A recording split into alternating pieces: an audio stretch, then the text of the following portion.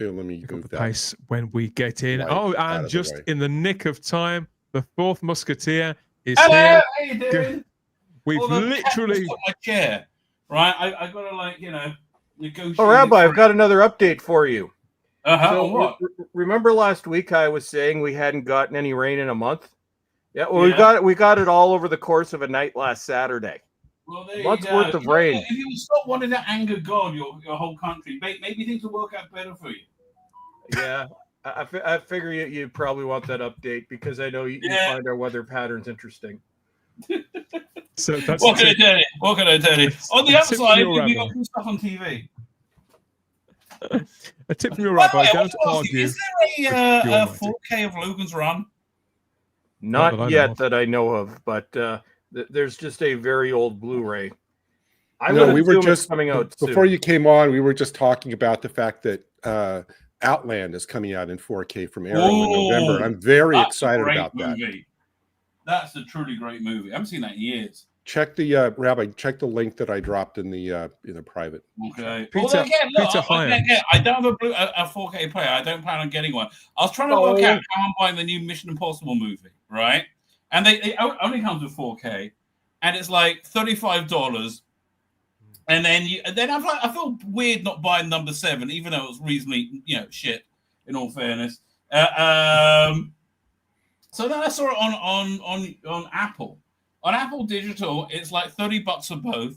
You get all the extras, which is important to me, and I'll legally download it, so I'll own a copy if they ever take it off. That seems to be the easiest way for me to go. Nope, that is the very boring, unexcited way of doing things. I like my 4K. Oh, vive la difference, baby. Yeah. But yes, we're very excited. So in case you didn't hear, I'll just say that I have proclaimed Arrow Video as the king of physical media. Oh, they're good. I thought you hated them. Arrow? No. Screen Factory are the ones that have been disappointing me to no end for the past 2 years. Where have you been? I've done like half-hour-long rants on Screen Factory. Names. No. Arrow Video is the good one. Okay.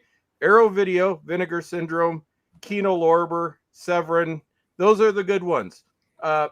Shout/Scream Factory used to be the best one. Now they're not. That's the short way. Oh yes, and they're also the same leaked announcement. The Mask is also coming out in 4K. I know some people are interested in that. Nice. I believe the original version of Speak No Evil is coming out. Deadly Friend is coming out. I think it's going to be in the UK. Wes Craven thing. Scream Factory that out a few years ago. I think that's it's just a Blu-ray, so it's the Scream Factory transfer. But it was Scream Factory back when they still cared. Red Planet is also coming out. So yes, we love Arrow. So Arrow, continue what you're doing. Scream Factory, you suck. Okay, here's what.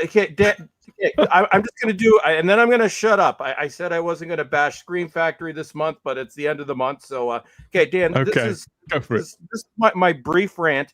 Okay, so the Mario Bava films. Now, if you don't know, Italian director, kind of like the mentor to Dario Argento. Dario Argento, my favorite director, one of my favorite directors. So Kino Lorber had most of his films, about 20 of them in print a few years ago. Then they suddenly disappeared as I was building them. So I got about half of them. The other half were nowhere to be seen. They were not available anywhere for about 3 years. Then Scream Factory announces, a website exclusive. There was like 16 of them. Canadian and shipping, it was over $300. I ordered it, but they didn't have their shipping protection because you had to pay extra for that. So I said, well, how do I get shipping protection on there? Then Scream Factory just deletes my order. But I didn't say delete it. Where's the shipping protection? Well, you don't have it. You mean my $66 shipping fee doesn't even cover protection? It used to be like $10. Now it's $66 just to get this shipped. So altogether after tax, it would have been $316. I'm like, okay, where is it? There should be a button. There's no button. I'm like, you know what? I'm going to take this as a sign. I'm just not going to order this. And that's my entire budget for like 2 months anyway. So it's like, no. But then this is a scummy move that made everybody mad, whether you bought it or not, because it was just downright scummy. So everybody was wondering because Blu-ray is kind of Yeah. we at some point we'll talk about how 4K has like completely displaced Blu-ray, but that's a whole other story. But then they announced their next releases. So the thing that people were asking about with this very expensive Bava set is why are there only Blu-rays? And then, well, you know, maybe they just it wasn't worth transferring or whatever. No. So so everybody ordered this. Black Sunday is probably his most famous movie, or Bloody Sunday. Even I've heard of that. Yeah. So what happened? So I'm going to let you all take just a guess. Okay. So guess. Okay. So they put this out. So no Blu-ray, very, very expensive Blu-ray set. Nothing, and no 4Ks. So why is well, here's what they did. So this is when people got really, really mad. So they announced their releases. So this was a month ago. And what's at the top of it? Now, keep in mind, people just bought this really expensive set, and a lot of them, that was their only way to get that one movie because the Kino Lorber ones are out of print, and they're all speculating, why didn't they do 4Ks? Well, we probably could do it. No. Black Sunday in 4K announced less than a month after that Blu-ray set comes out. You know what? I can guarantee you, not guarantee you, the most likely case scenario about what happened to that company, it probably ended up being owned by like a frat boy, right? Well, here's what happened, Rabboy. I just very quickly summarize my previous half-hour rant. There used to be the Screen Factory imprint was created by two people. They acquired the films. They did everything. They left the company about 3 years ago. One of them, his name's Cliff McMillan, now works at Arrow Video, which is, if you're wondering why Arrow is awesome, that's why. So the people that are currently running what is Screen Factory name only have no idea what they're doing. But I'm like, this was a scummy move.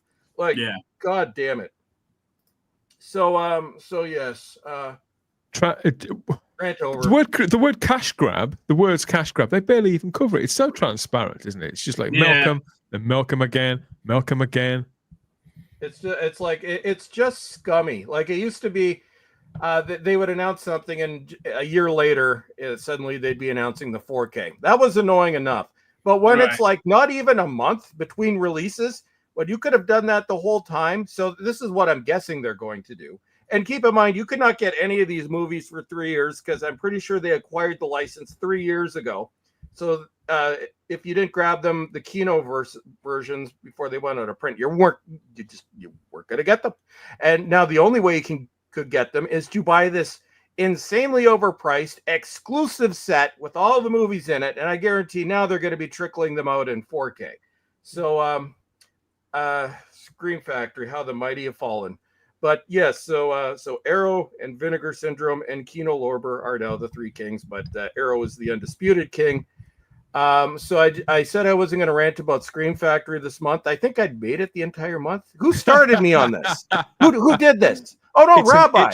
It was me, wasn't it? I think it was me. You got me started. I'm going to shut up. Lord Thoth has joined in the live chat already. Shipping has become outrageous. I buy statues and hot toys. It is crazy, except Exo 6 for a Star Trek 1/6 scales. $25, no customs. Well, those figures are very expensive. I love the range of the figures they're choosing, which are very obscure and deep dives, but they're very expensive. They're like $60 each or something. Yeah, I've seen. Worth obviously worth the shelf space, but are they worth the? No, everything's expensive now, dude. Everything is ridiculous. It seems that way to me. But we just enjoy the stuff that we got when we could afford it.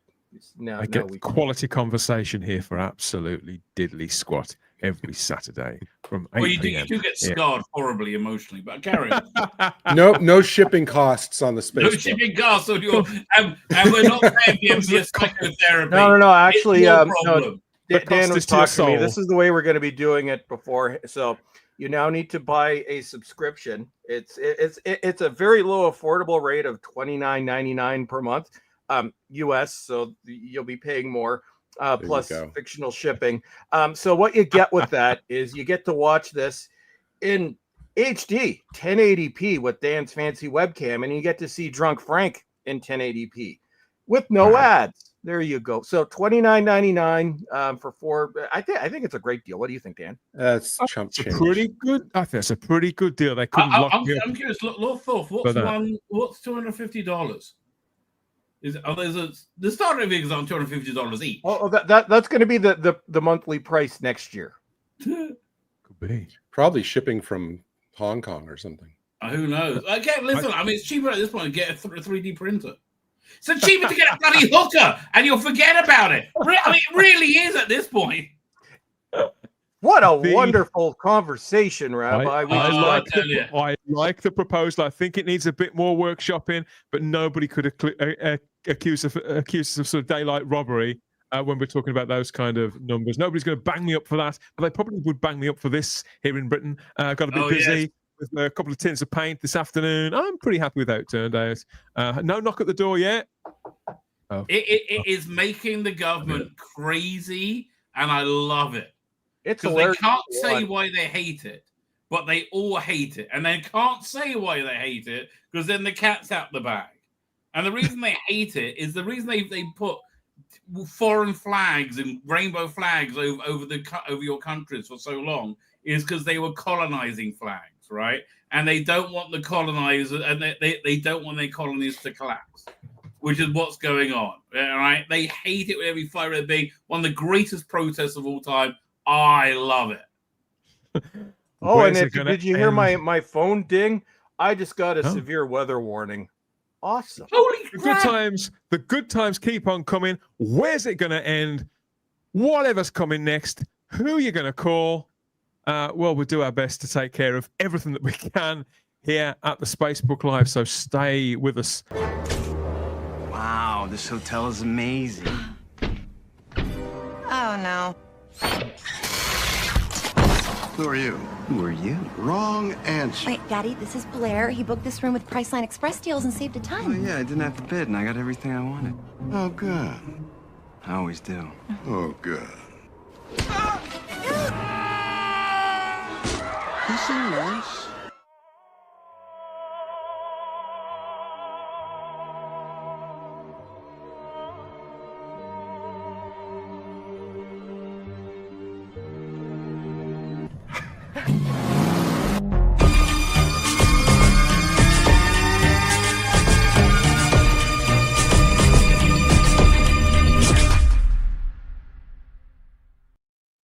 Leave it.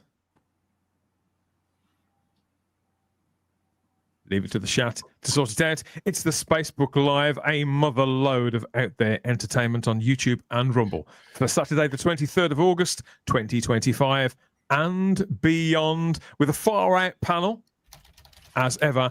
And me, Dan Hadley, Birmingham's King of the Geeks. Welcome back. Have we got a show lined up for you? Have we got some great talking points and some memories to churn over, to relive and to laugh at, as well as the very latest in movies and TV talk from streaming and traditional TV, as well as physical media too. So however you get your geeky fix, we'll try and connect with that and with you two there in the live chat on YouTube and Rumble. Thank you so much for your patience. Okay, we've got several comments. Lucy's joined us.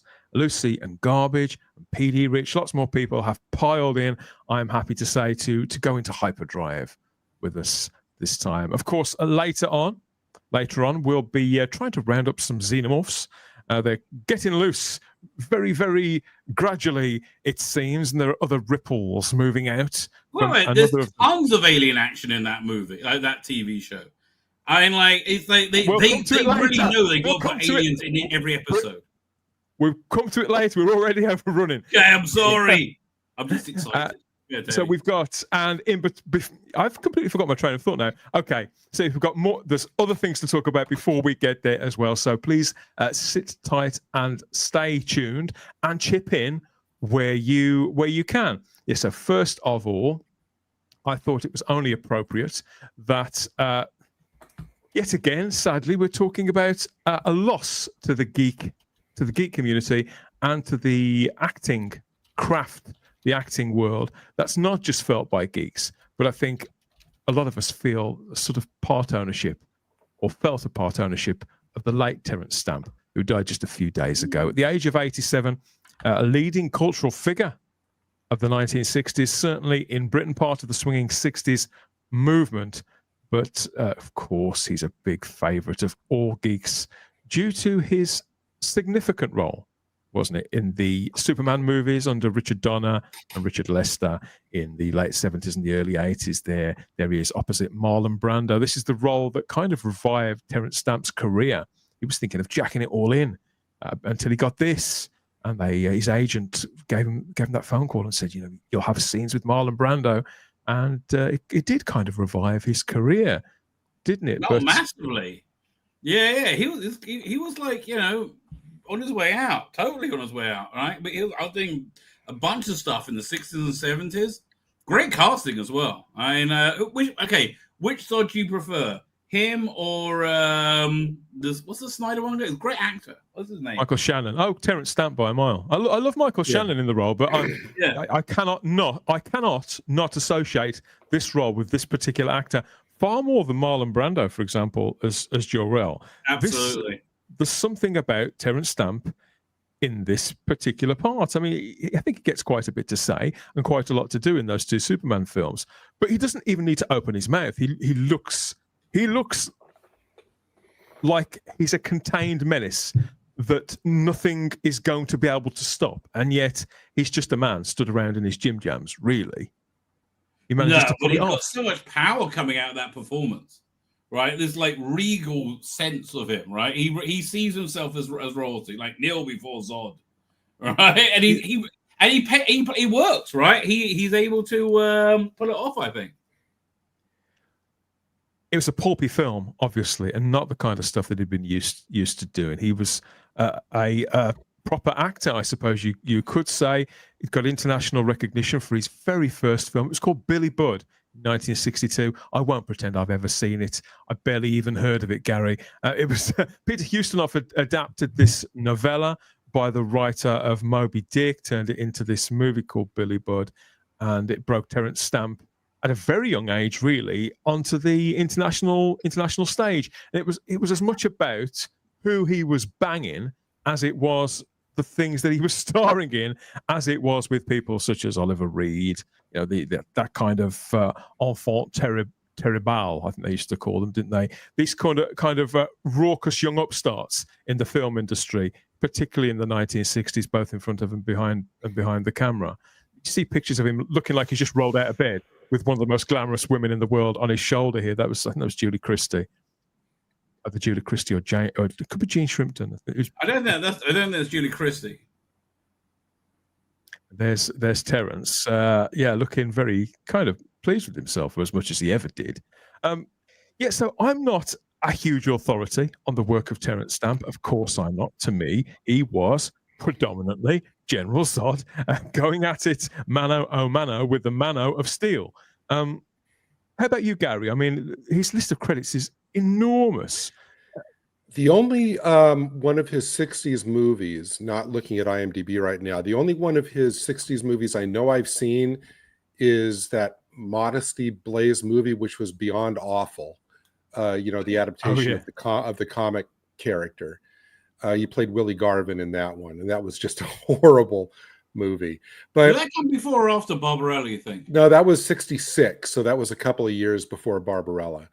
But the thing about this one is that, for me, I think the highlight of both Superman 1 and 2, as far as Zod goes, is his interchange with Luthor in the White House, because he comes in, and Luthor's sitting there, and he still negotiates, the land deal with Zod. He goes, "I can give you something you don't have," the son of Jor-El, and the power and the calculation, that Terrence Stamp, that's behind Zod's eyes in this, is just, he's great.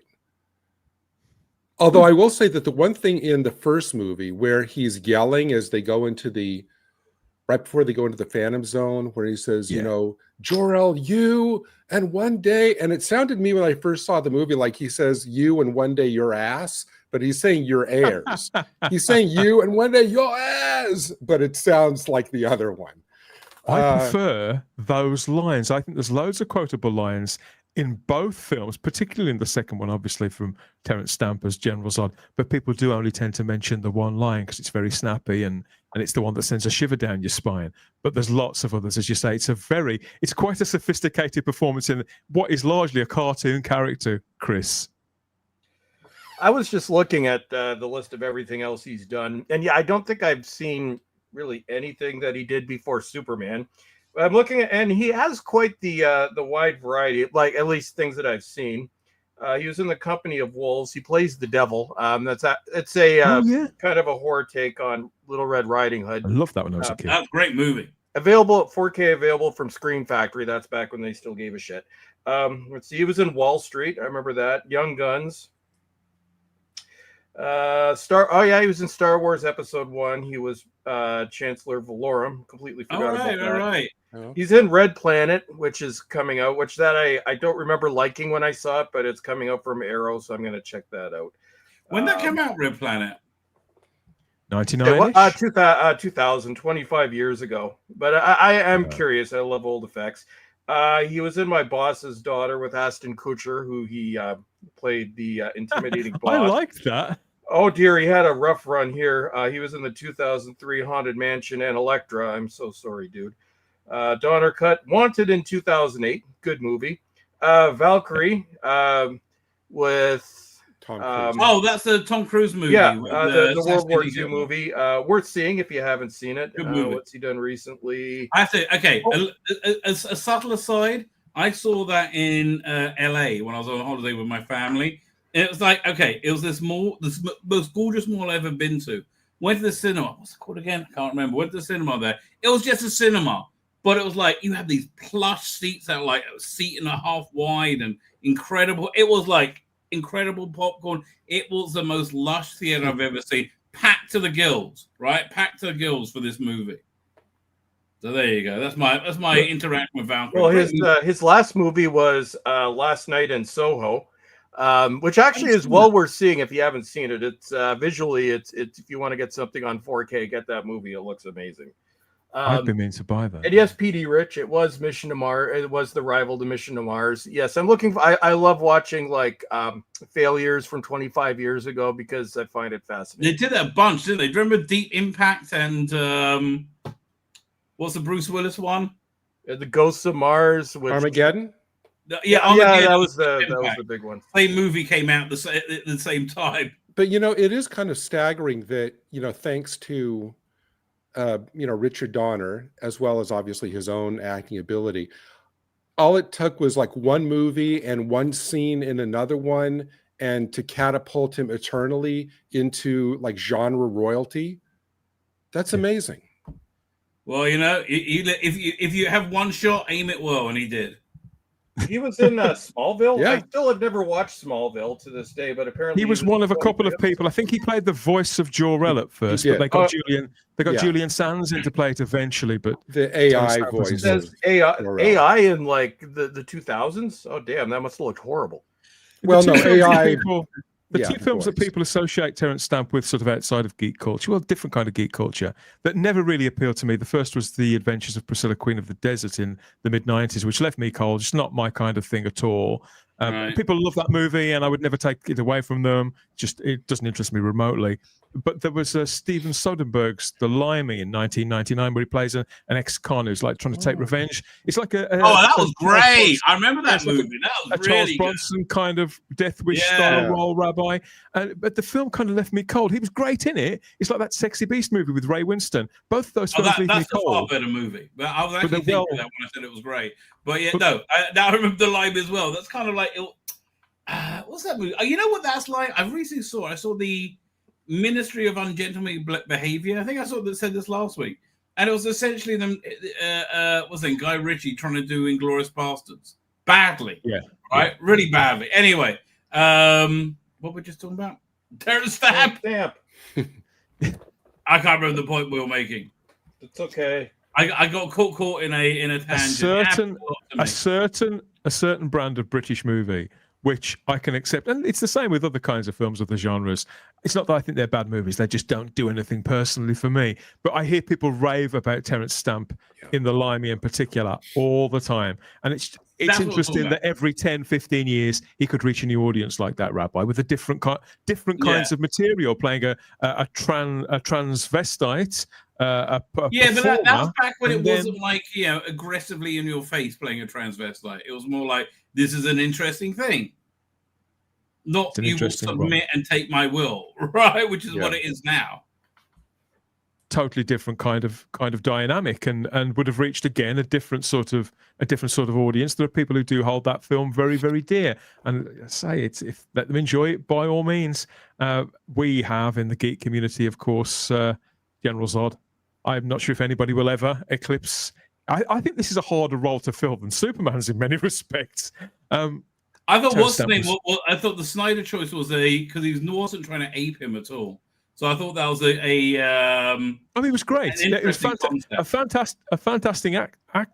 fantastic actor, and I thought the part was realised reasonably well. But it did feel like generic bad guy in black costume, kind of with strange haircuts. It was certainly written like that, wasn't it? Yeah. I mean, the scene where Christopher Reeve shows up at the window and says, "General, would you like to step outside?" That's one of the all-time great scenes. Oh, you're right. It's gorgeous. So, yes, sadly, we've had a lot of obituaries lately. Hulk Hogan, Ozzy Osbourne, Val Kilmer. And I wouldn't want this show to sort of turn into the obituary of the week show, but some figures and some performances are just too big not to give a quick nod and a kneel to. So this is us saying thank you, I suppose, to Terence Stamp. More than just one performance, but my God, was it a great performance? Let us know what you think as ever in the live chat. We've got lots to get into. Busy week, definitely a very busy week, but we've had a lot of busy weeks lately. In geek culture, things seem to sort of rise up almost out of nowhere, even when you think it's going to be really quiet. But if you want to take stock of where we've been so far, you can hit up the playlist and relive some of our greatest hits and bites there, like our 50 years of the original Jaws film from a couple of months ago. And there's our regular sort of recaps on everything that's going on with one of our favorite franchises, the James Bond movies, 007, and regular physical media nights too, where we can put the boot in to shout and to scream and celebrate the work of places and labels that we do like Arrow, and look forward to new releases. So there's more of that coming soon. But in the meantime, go and check out the playlists. Anything that you may have missed. Okay, so what next? Where next? Where first, I should say. I think about here.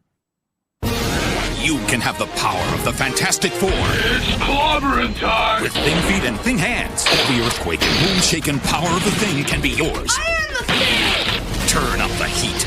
I am the Human Torch! With the Human Torch mask and gloves. Loaded with the sounds and missile-firing action of the Human Torch. Yeah! Is Dr. Doom finished? Pizza!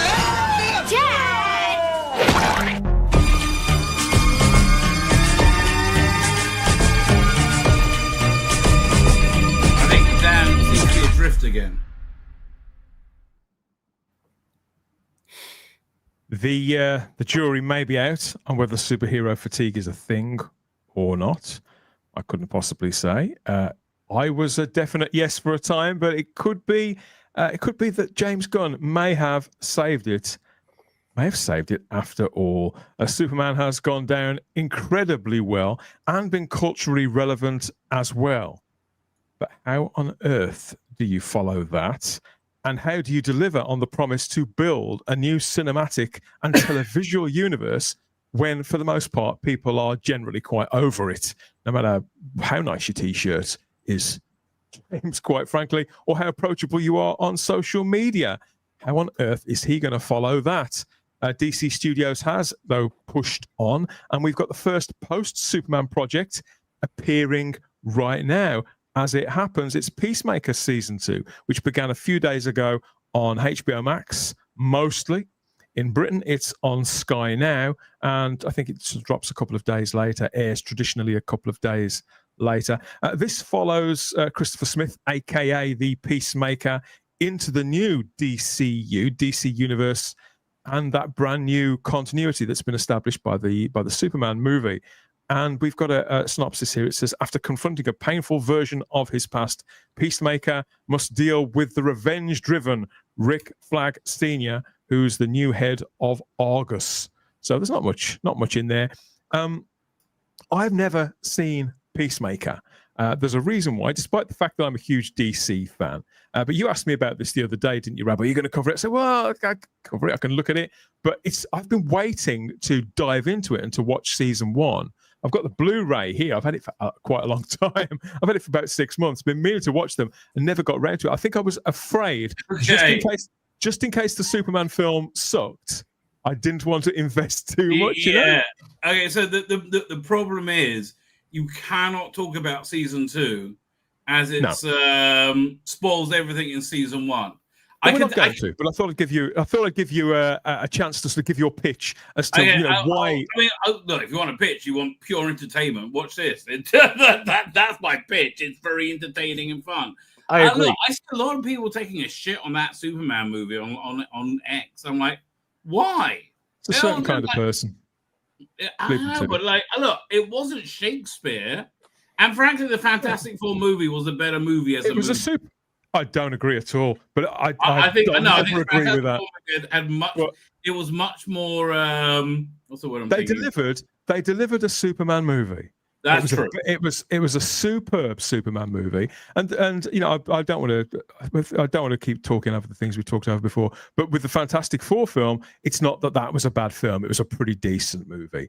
It's just that Marvel feels like it's had all the air let out of its tires. Yeah, no. Whereas, I mean, in terms of being a cultural phenomenon, I'm talking about in terms of cinematic terms. Its script was a progressional. One thing happened to another, happened to another, happened to another, happened to another. It wasn't just like, and then this happened, right? It was like, because of this happened, right? And I thought that's just close. And don't get me wrong, I love the Superman movie, right? The Superman movie was in many ways an experience. It's not that there wasn't a plot. There was, but it was very direct. It was very clear. And they sort of this universe, filled it in with sort of color. Whereas Fantastic Four lent. So it's a pity that we can't seem to mention one film without the other. I think it's silly. Well, I think it's something that's been inflicted on us by partisan people arguing about these sort of things on social media, because they're two very, very different films. If not for the fact they're both based on. There's lots of one started a universe, one was the gravestone to a universe, essentially. I think it's more because the two movies, I think, were the last chance. One of them was, I'll say, moderately successful, and the other one wasn't. But Dan, I will say, I haven't watched season 2 because I'm not paying Crave's insane subscription prices anymore. I'll probably watch it on Blu-ray when it comes out. But season 1 is worth watching. Now it's early 2022, so we are peak woke. There is some elements of that in there, but it isn't completely overriding. Generally, it's entertaining, and Robert Patrick is absolutely hilarious as Evil Daddy. So I would say it's worth checking out. John Cena's great in as well. He really layered performance. He brings. Okay, this is why. I mean, again, I'm not spoiling it, but this is why I like James Gunn's writing, and I think he's a writer. It's because he takes a character who was a villain, a character you're supposed to not like, and it doesn't excuse his behavior or change his behavior, right? It contextualizes him, and you make it. You fall in love with him. You understand him, right? Which I think that's true of everybody. You find somebody who's a dick, there's a reason for it, and deep down they're not, which is what this is, right? What I like with Gunn's work is essentially he loves people and life. Right, he just seems like a really good person, right? Plus, Jennifer Holland is very hot in this. I think, Rabbi, I think one of the reasons why I think he's unique is because he got steamrolled by what he used to support. So, you unless you're a complete idiot, you're not going through something like that without being completely red-pilled. I mean, he's still super woke. Oh yeah, I was about to say that he's still a leftist. He can do his job. Yeah, but he seems to. Oh, I think even on the red carpet, they tried baiting him into it, and he said, "No, it's just a movie." But here's my prediction for superhero movies and DC and Marvel. my opinion is still largely where it was before. I think Marvel is done. I think Avengers Doomsday, it's going to be humiliating, and I'm going to enjoy every second of it. What I think James Gunn's, because keep in mind, the modern superhero movie has been going pretty much nonstop since the X-Men in 2000. We're 25 years into it, and all film genres have their time. This is where, say, horror was in the early 90s. This is, say, where the action movie was by the early 2000s. Genre that have been going on for a long time, which tends to be very repetitive. And a lot of people have aged out of it. I think this was going to happen inevitably, but I think the last 5 years especially has turned just a lot of people off to it. So I still have not seen Superman. I'll never see it in the theater at this point, but I did order the 4K, so I'll finally get to watch it. But I enough people have said it's good that I'm willing to accept, unless I have a completely different opinion on watching it, that it's a good movie. But I think this is probably this James Gunn DC universe is what my prediction right now is this is going to be the last hurrah, the last few years of this version of comic book movies. I don't think it's sustainable. Superman is the highest you're going to do now, and I think it's basically 600 million, which unless they can find a way to make these for a lot less, they're not going to last much longer. That's why they're leading heavily into AI. Yeah, I don't want that. You have to make this movie for imagine if they can make it for $1 million. And even that's crazily expensive in AI, right? But imagine it, like $1 million, like for $100 million movie.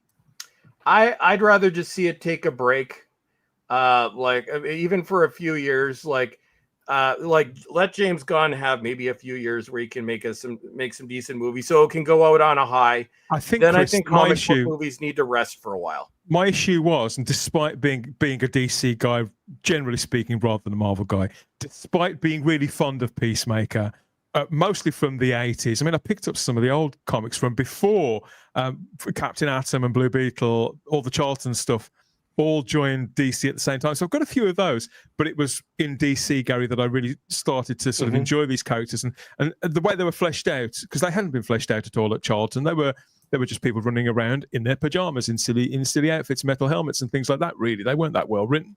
But in DC, they really started to expand. So I'm fond of most of these characters. But I was wondering, because James Gunn, I felt I was overdosed on Gunnisms from those Guardians of the Galaxy movies.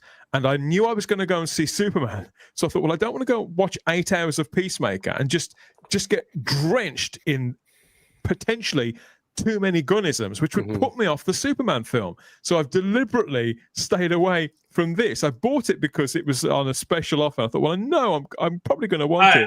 They are very, very, very different animals, right? Okay, some may say the wisdom of having Peacemaker, which is very adult, right? Very adult in the same universe as Superman, which is very family, is unwise. I can hear that argument, right? But yeah, that's what it is. They are not the same. That's the thing. They are not the same. This is, there's a huge orgy scene in this, which wasn't, that covered up. It's very, very violent. It's like lots of drug use. This is not family entertainment at all.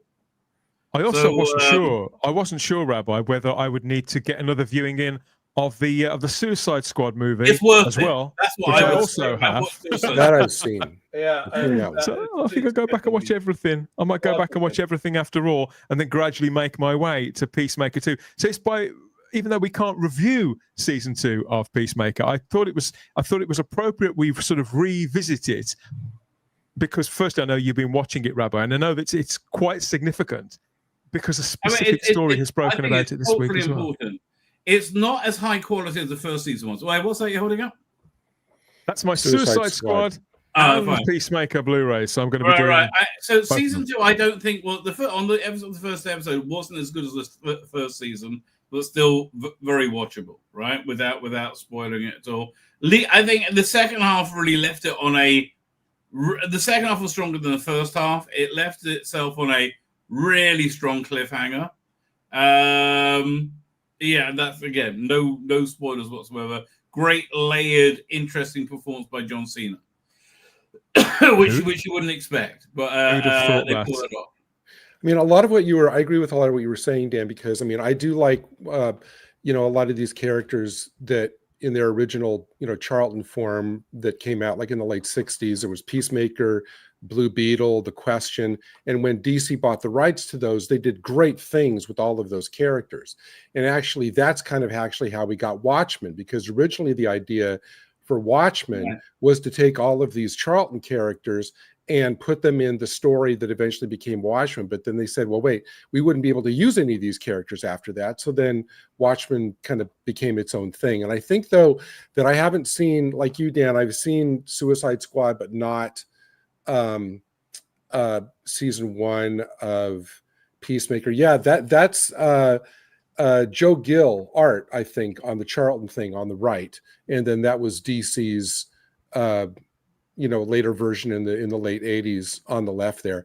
But I think as long as they don't make the mistake that Marvel did, which is that you have to keep up with all of the TV shows as well as all of the movies to understand what's happening, as long as they segment it out and say, look, you don't need to have seen Peacemaker to get Superman, and they're intended for widely different audiences.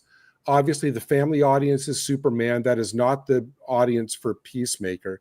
As long as they keep it segmented like that you don't have to see everything. I think that it's all right to have these different tonal shows. No, I completely agree with you, and that's an ideal junction for me to bring in our next panelist too, because he is definitely a true believer and steeped in comic book knowledge and comic book movie knowledge and TV knowledge. He's been thoroughly following every cut and thrust, zap, pow, and kaplunk of every Marvel TV show on the podcast True Believers for the Fandom Podcast Network. This guy deserves a medal. He's back with us for a second week running. Welcome back, Carl Wagner. Hey, I am from a satellite location because I got lost in my super dimensional closet and it was rough. But I found a door. It to anybody, mate. It could happen to anybody. I don't know. I don't know what's going on. Carl, nobody has any idea what you're talking about. We're the only two people who've seen Peacemaker. Okay, come on, they have no clue what's going on. It applies to any comic book thing, though. Come on, I guess so. I guess so. It's been in the trailer. I just want to weigh in on what you guys are talking about as far as what's happening with Marvel and DC, and you guys talking about being committed to everything. I'm worried James Gunn's already made the first mistake. He legitimately had Superman put out on digital before Peacemaker Season 2 came out because of spoilers in Peacemaker Season 2. He's already making the mistake of feeding into the television show and affecting the movies via the television show because guess what? Things tie together. This is something that even Marvel is starting to admit that they made the mistake on. If you've listened to Bob Iger recently over at Disney, he has said the last Marvel Disney Plus show that will actually tie into the Marvel MCU will be the Vision show because that's been in production for a while. But the goal is to make the Disney Plus shows their own separate entities away from the movies where you can watch them. It might be the same universe, but they have no effect on what's going on with the MCU. So Carl, I will counter to that. So far from what I've seen from the Gunn universe was, by the way, this is a tiny spoiler for the previously on Peacemaker. They in the first season, you get a cameo from Jason Momoa playing Aquaman, and they reshoot it, and now it's like Nathan Fillion playing. They retconned it so it would fit the universe, James Gunn's right? universe. They retconned it so it would fit. I'm fine with it, which is really good. But I would say this: I don't think any product any of these things are dependent on the other thing. Like you can watch Creature Commandos, you cannot watch Creature Commandos, right? But you can understand Superman without watching Creature Commandos. You can't understand Peacemaker Season 2 without watching Peacemaker Season 1. Yeah, my brothers watched them out of order. Right. My brothers watched them out of order and had no problem at all. Some people are going to frown whatever you do, but this is bound to put some smiles on other people's faces. Well, I think that they're making a mosaic, whereas Marvel was making an interconnected jigsaw. But I think there's events that are going to be happening in Peacemaker Season 2 that if you haven't watched the Suicide Squad, you're going to be like, what the hell is going on? Yeah, but that's fair enough because you're in that story, right? I think that the Suicide Peacemaker and Peacemaker 2 is all part of the same story, so I find that creatively legitimate, right? I think that's more a story thing rather than a franchise thing. I think the big test will be when Lanterns comes out. I agree with you completely. Yeah, I have no idea what even that tone's going to be like, right? So the first thing that's not James Gunn like directly on top of, so I have no idea what the tone of that will be like, or what sort of stories they're going to be telling. Yeah, some of these things, when things don't quite line up, I'm fine when they swap in different actors or actresses playing different roles, either because the person who played it previously isn't available, doesn't want to do it, they're pregnant, or even if they've had some sort of personal falling out. I'm fine with all of that. But when it comes to sort of anything to do with continuity and to plot, if things don't line up and it's very jarring, it can put me off an entire project. Really, I think, well, how can I invest in that when I'm shown one thing but it means something else? So I was very relieved to see this piece of news, even though I've not seen Peacemaker at all. This has been all over social media, that James Gunn has gone back and retconned the appearance in season 1 of Peacemaker. So that was it, at some point during season 1, I think it was at the conclusion there of season 1. Very last episode. There'd been an appearance by what were then the Justice League, as established in Zack Snyder's DCEU.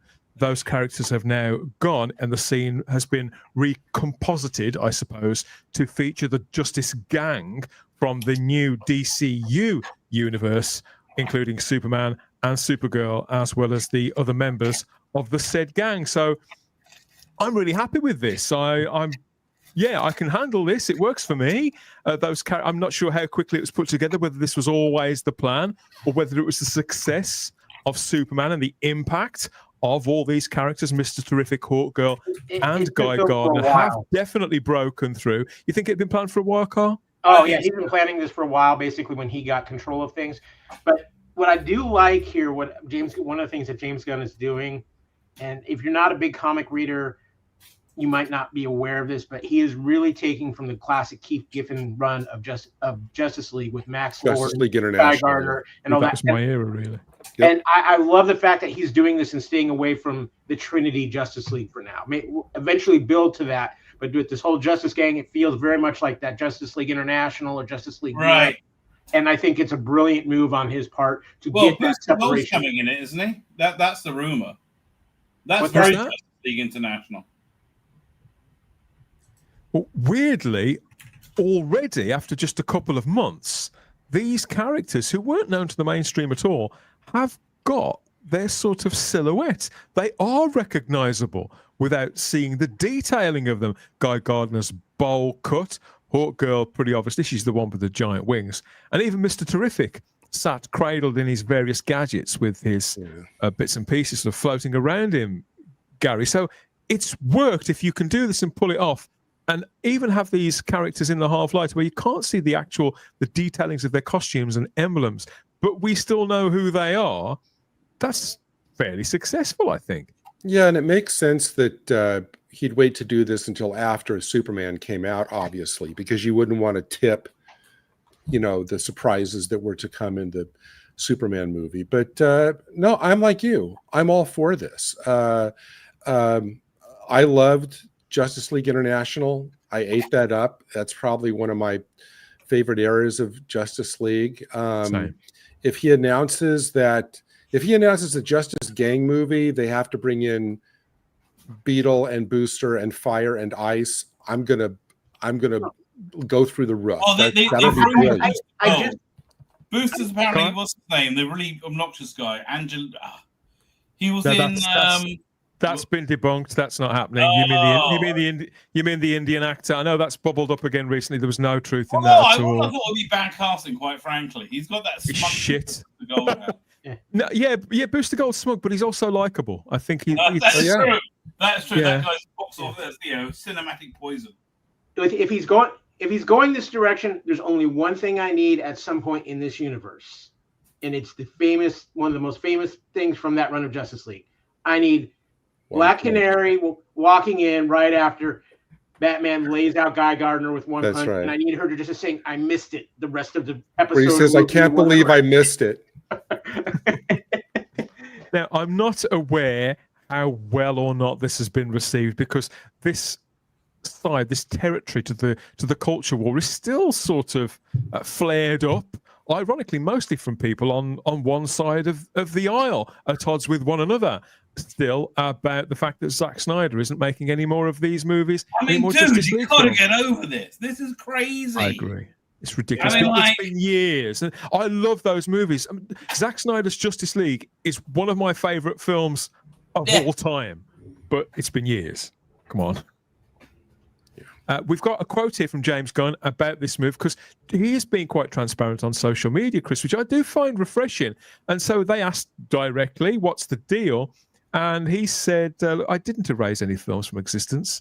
There are infinite amount of timelines, and the DCU timeline is almost exactly the same as the Peacemaker Season 1 timeline with very, very minor differences. So I think you'd have to be pretty intense and fairly partisan not to be able to live with that, even if you don't agree with it. I've always found Zack Snyder's run to be overrated. And I said this back in 2013. I think it was a mistake with Man of Steel. Superman is not Batman. He's also not Christopher Nolan. And I think with some of his recent stuff like Rebel Moon or whatever that's called, oh man, I tried so hard to like that. His talent is questioned, but it's like he didn't really give us anything. Now, granted, his version of Justice League was better than what we got presented by Joss Whedon, but that's also because I can't see how what we got I could have been worse. League was like Lord of the Rings or superhero movies. But it was stunning. I really genuinely do. It looks nice, but the problem is, and just like Dan was saying, this is years old now. I'm like, it's over, it's done. It wasn't that great to begin with. Get over it. But I think James Gunn does have a massive hill to climb, like what I was saying earlier. I think, and I'm talking from the perspective of not comic book fans, which in terms of the film viewing audience is a minority. I was when I was a kid, but I wouldn't even consider myself a comic book fan. I'm more of a movie fan. Mm-hmm. But I think from the perspective of the general public, which I think makes up 90% of the viewing audience on average films, probably more. I think the problem with what they've done with DC and the problem with, again, resetting it is it's completely confused. If you try to follow the movies from 2013 to present in any linear fashion, good luck. The Walter Muddy has really screwed things up. Like the post-Snyder Walter Muddy stuff was it was like crazy, going every different direction. And it was horrible. I don't know which was worse, modern Marvel or I should say early 2020s Marvel or early 2020s DC. They both may have been equally as crap. Do you think, Chris, that this retcon could put anyone off? Do you think it could confuse anyone?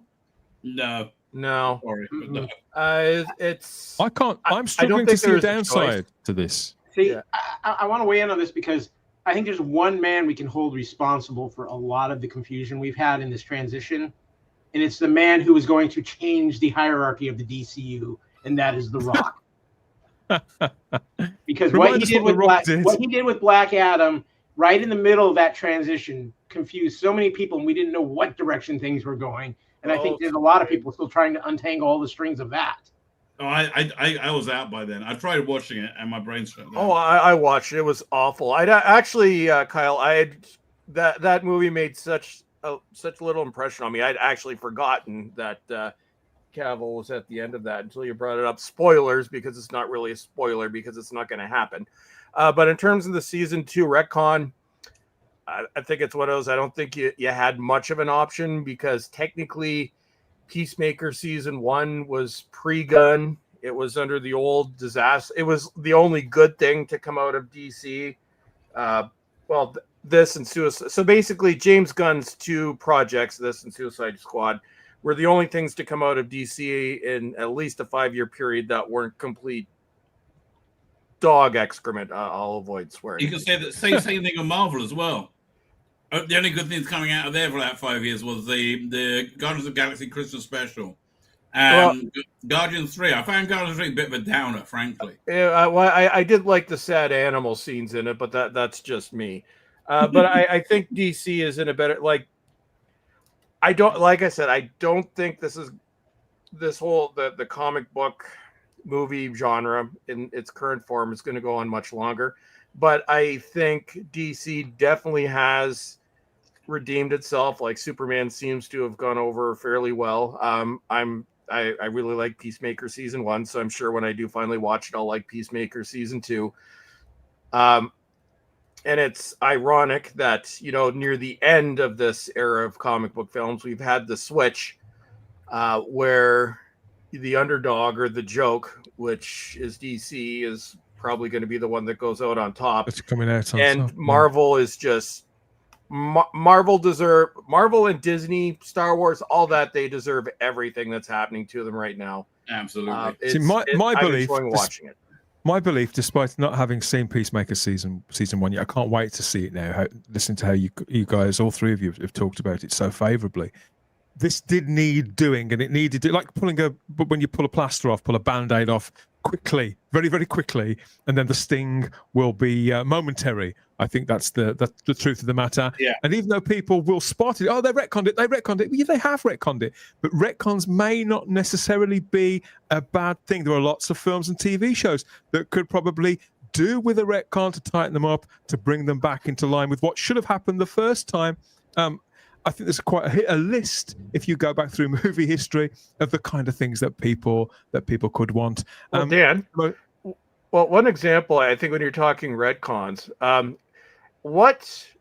the trend of the season finale cliffhanger going into season 2, name me one in between season cliffhanger story that something isn't retconned to a certain extent.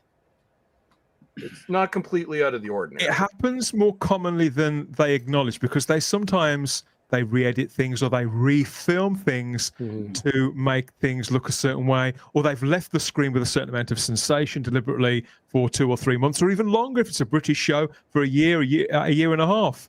And then when it comes back, it's like, oh no, you didn't see what you think you saw, or at the same time that was happening, something else was happening parallel to that.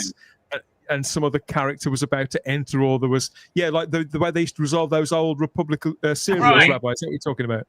Yeah, there was that thing. Although, Chris, you're saying about how this era's ending. And look, here's my thoughts on this, as you're saying. Right, over here, you see, I have these magazines, SFX magazines. It goes for about an 8-year period from like 2005 to about 10-year period. Like 2006 to like 2015-ish. Right, and tell the era of woke really got started. And the interesting thing is, I put one out and I'm reading it now again, and there's a section in it called the spoiler zone, where they had the TV shows that had aired that week or that month, right? And there was a unified discussion about all of them. You could talk about it was all in this separate spoiler zone, and it's such a different way we get media today, like such a massively, it's hard to even relate to, right? It's so weird. So I think by the time we hit 2030, we're going to look back at now as being like so weirdly different. Honestly, I think AI is going to change things. In every walk of life. Including. Well, no, it's going to destroy the world. But I think in terms of entertainment, if it goes all AI, it's going to be more soulless than the past 5 years of Marvel. At least it's created by humans. I'm optimistic about it. Honestly, I don't think you're ever going to get over that uncanny valley. I know. I think no matter how accurate it gets. I will never, like, if they switch to AI, it's like I'm done with modern entertainment. I'll just be perfectly happy. Dude, it's going to happen. You got to understand. It's just economics. There's no way that'll be when I step out. They make everything AI. I am done with entertainment. I'll stick with my classic Blu-rays and be very happy. Okay.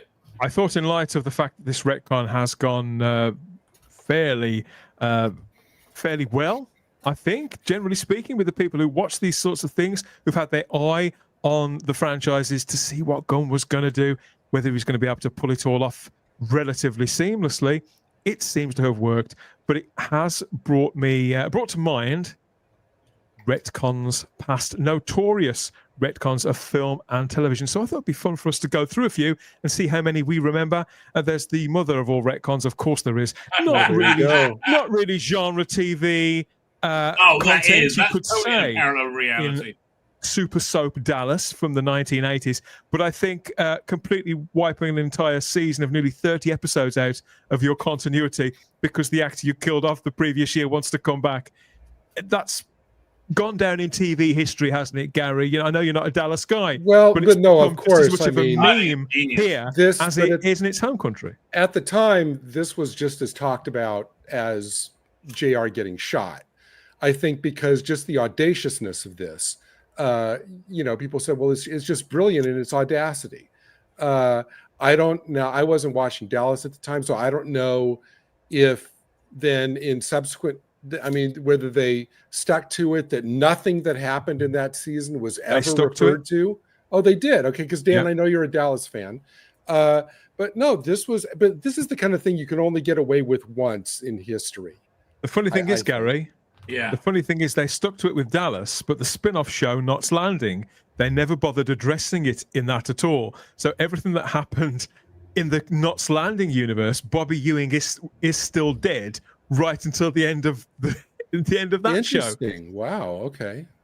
So you could say it does make them both genre shows by default. Obviously, that's 30 hours worth of TV or near enough. Whereas James Gunn went to all this trouble. I mean, how much trouble did he go to? Went to this trouble to retcons for 30 seconds, I suppose. But it's happened before. This is just taking the piss. I mean, essentially, he's doing this with a wink to camera. Of course he is. Just taking the piss. It's not. It's nothing. And it works because of the context of the tone of the material that has been served to us so far. It's happened before in the DC universe. Superman Returns back in 2006, directed by Bryan Singer. If you remember, Singer went to great effort to make sure, and to publicity as well, to make sure that we accepted, that we knew that Superman Returns was the next in the line, continuity-wise, of that original series of films, the Richard Donner, Christopher Reeve films, which had wrapped up nearly 2 decades earlier. Well, let me explain. So there's a reason why I'm talking about this in regard to retcons. So I'm going to stay on topic. We're talking about retcons. So the idea was that at the end of this, at the end of Superman 2, we'd seen Clark Kent fly off into space. But, of course, by the time we got Superman 3 and Superman 4, he's back and all's good. But Bryan Singer wanted to dial the story back within the same fictional universe.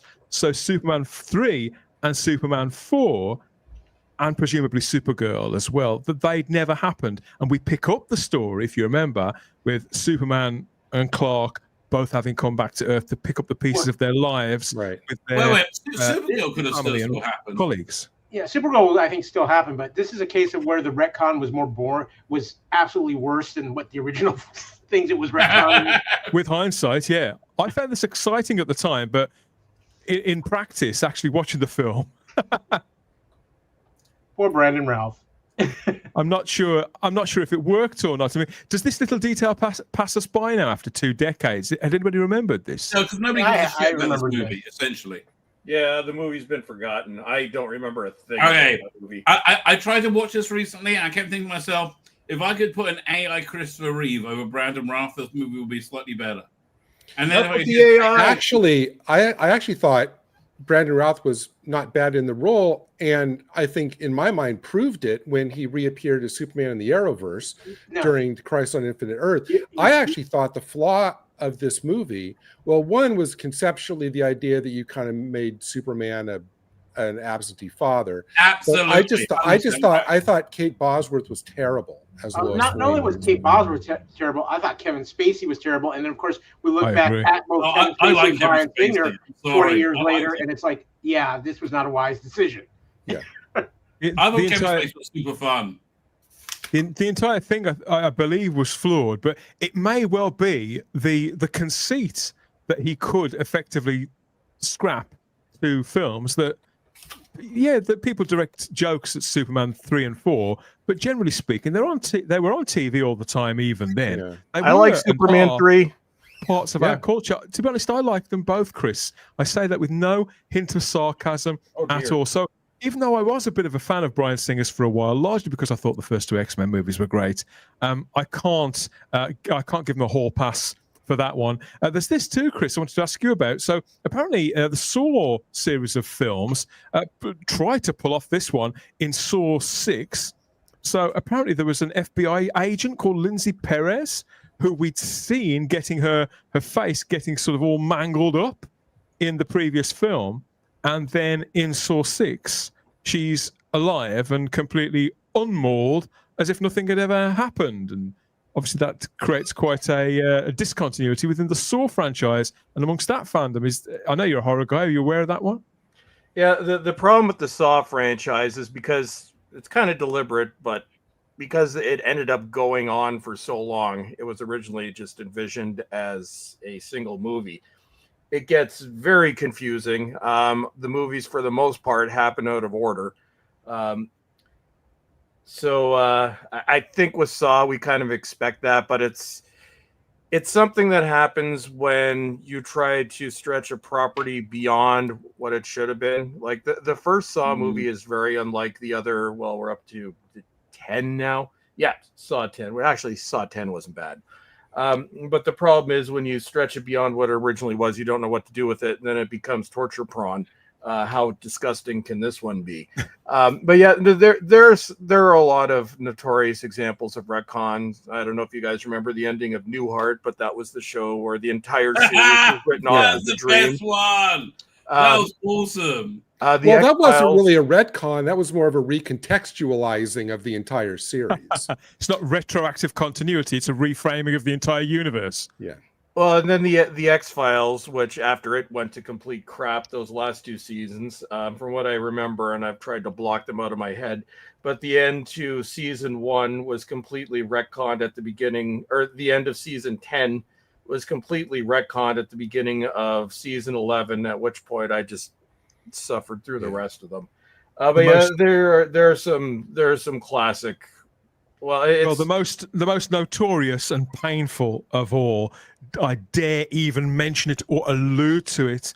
How long-running sci-fi fantasy serial. You just broke the rule. I was going to mention it, but I'm like, this is just going to lead me to being grumpy. But wait, yes, you can't do retcons without bringing this up. Good Lord. This is not a retcon because it's not okay. Doctor Who.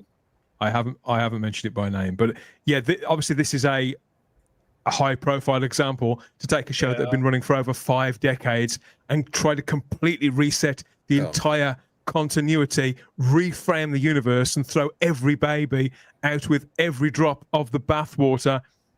But I think for the steadiest sort of flow of retcons, we have to look to the galaxy far, far away at the Star Wars universe.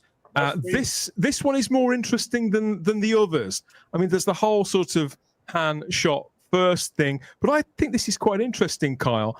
In Rogue One, so Disney had got hold of the Star Wars franchise. They'd announced a plan to put out multiple films, ideally 1 a year. That was the plan, wasn't it? And the second one out of the trap was Rogue One, which they explained was going to be a sort of prequel that was sliding in between the original prequels and A New Hope, sort of butting it right up to that original Star Wars movie.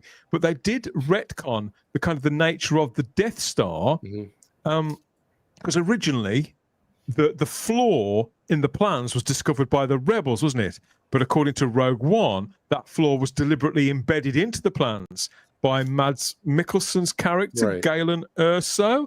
So he's the guy who effectively saves the universe. This really worked, guys. Okay. This is one that worked. This is, I mean, Rogue One is probably going down right now as the best movie Disney has done in the Star Wars.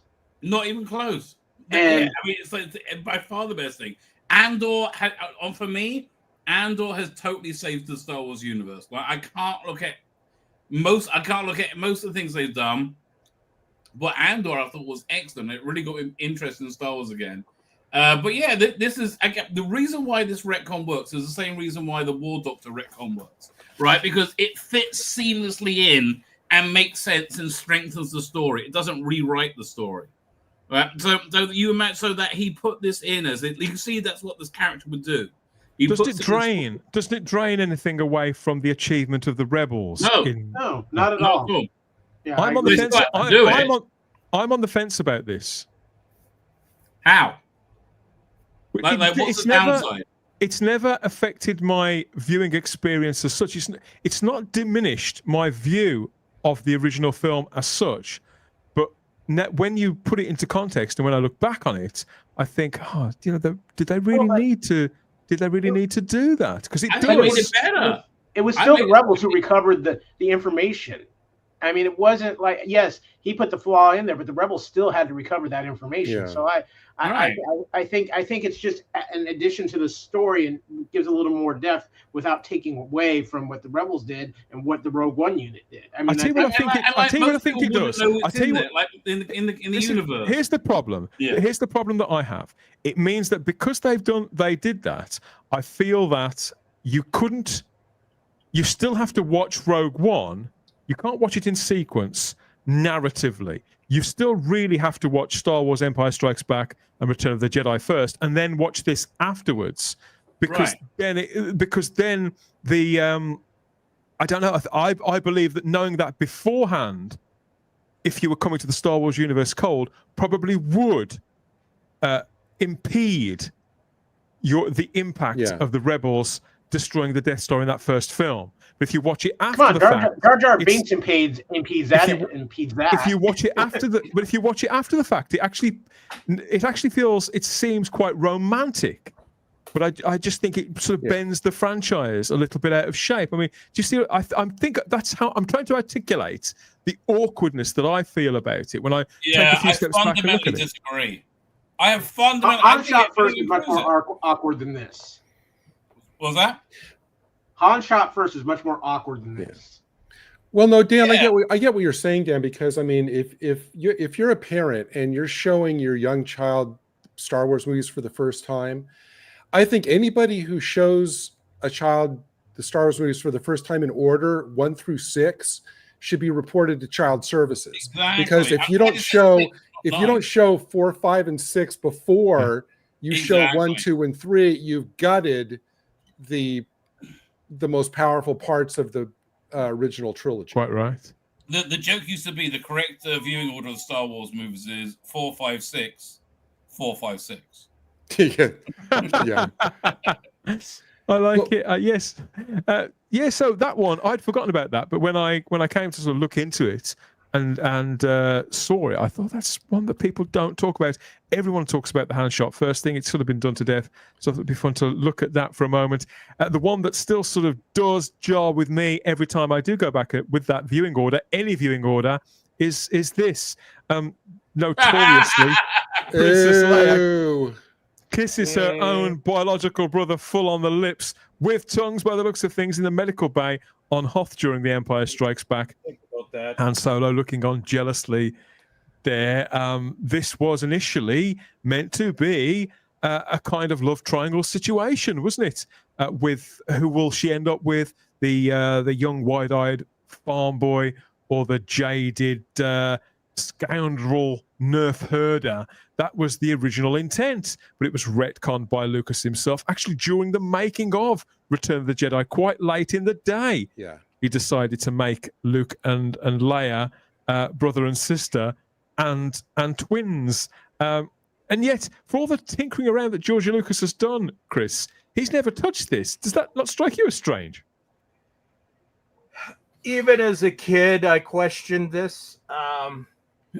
I'm just going to call this what it is, very yucky, and leave it at that. Yeah, it felt wrong at the time, didn't it? Like, I remember in the cinema going, well, that's weird, because I don't know even why they felt like it should be a sister-like relationship, right? By the way, was it the thought they just the thing I wanted to reply to? I forgot what it was. Never mind. Oh, Manny Bothans, right? The Manny Bothans retcon was the Manny Bothans died to get these plans, right? That retcon was answered in Family Guy when it turned out to be Manny Gotham's, a man called Manny, Manny, Bothams, Like he was one of the rebels. Right. Well, maybe you could explain this in continuity. You could explain it. You can say, well, after Leia did this, she had this weird feeling inside that it was wrong for some reason she couldn't explain, which is why she went for Han later on in the same movie. Maybe that explains it. Or maybe Lucas force finger banging her. You never know. Yeah, the comments in the live chat on YouTube and Rumble at the moment are going quite. I'm not a Jedi, baby. They're going, definitely under the clothes commentary here from our friends watching along. So that has, I thought it was icky at the time, but then again, I was about 6, so I felt. But weirdly, in Indiana Jones, when he was like had the romantic relationship with what's her name, Willie. Willie Scott, Spielberg. Yeah, that felt okay. That didn't feel icky. How about this one to finish off with? Star Trek, the original series of Star Trek. There was a character in the episode Turnabout Intruder who was one of Captain Kirk's ex-squeezes. Yep. And she came back to take revenge upon Kirk, if you remember. Yeah. And this was the final episode of the original series. So Janice the Lester. idea was that Janice had grown resentful that she'd been denied the opportunity to command a starship because there were no female captains in Starfleet. At that point, it was expressly stated several times in that episode, wasn't it? And yet, of course, decades later in the various prequels that they've done, not just the sequels like Captain Janeway and Voyager, but the prequels as well have inserted people like Captain Philippa Georgiou and all those other characters. I mean, even though I hate the prequels, I have no problem with them doing it. No, it was just one of those things. Well, she's a little bit nutty, so I can't see how she would have passed the psychological test to become a captain anyway. But yeah, it's one of those. It was the 60s. It was different. Although Star Trek Continues kind of did a sequel to this where they addressed it. It was pretty woke, to be honest with you. Well, remember the first official, as much as I love Star Trek Continues, but the first official time that we saw a female starship captain was at the beginning of Star Trek IV, The Voyage Home.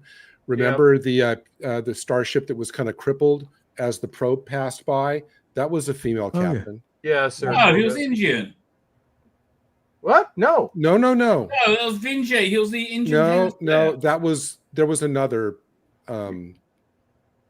Why can't I think of her name now? No, I'm thinking of it. I can't remember her name, but no, she was captain of the Saratoga. Yep. I can picture a face right now. Yeah, so that's our quick list of just some of the big geeky retcons that I think are the most amusing was the idea with those, Gary. It's just stuff that made me smile that I'd forgotten about or that I thought was either quite creative or really reckless and rather stupid. Well, but the thing about sci-fi fans, fantasy fans, if there's like a retcon or whatever, they would go to the ends of the earth to try to reconcile it and explain how, both can exist. You can get away with any retcon as long as it's good. It's really down to that. That really is it. People went crazy when they reimagined Gallifrey and Deadly Assassin in Doctor Who, but it stuck because it was good. Bottom line, you can retcon anything as long as it's good. If it's crap, Madge Sinclair. What? Madge Sinclair. That was the name of the actress who played the captain of the Saratoga in Star Trek IV. You're right. Yeah, it was a woman. Now, that sounds like a character from the dream season of Dallas. So I do feel that we may have come full circle. My enthusiasm for the new DCU remains. I'm going to have to get caught up on all things Peacemaker, and in time for Superman to come out on physical media. I'm definitely getting the 4K of this as soon as it comes out.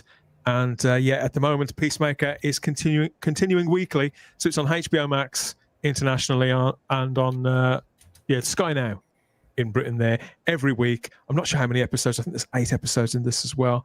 And let us know what you think of it. We might reconnect and talk a little more about Peacemaker at some point in the future. I think that would probably make him quite happy.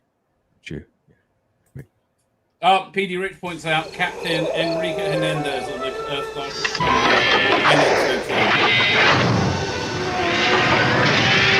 Trek.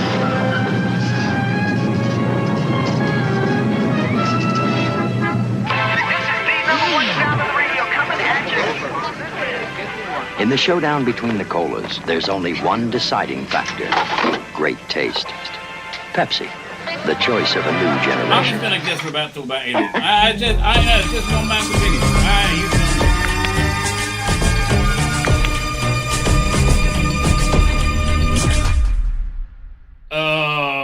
me. Okay, this is awesome. I just love this show. What's awesome? It's just everything about this show. I freaking love this show. Like, I love stuff about artificial intelligence and artificial life.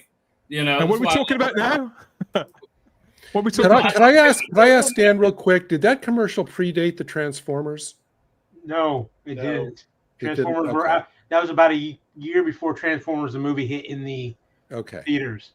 Okay. Wait, was there a commercial just on? Yeah. I was watching something totally different. That's crazy. I was watching what Dan was doing in the background, putting up all these alien stuff. We retconned it for you. That's so weird. My internet's really dodgy. Wow. If I vanish, that's what will happen. It's so weird though, because I'm still streaming. You can still hear and see me, right? So did everybody see the advert then for Pepsi? Yeah. Yeah. Yep. No idea. That's why I asked that question.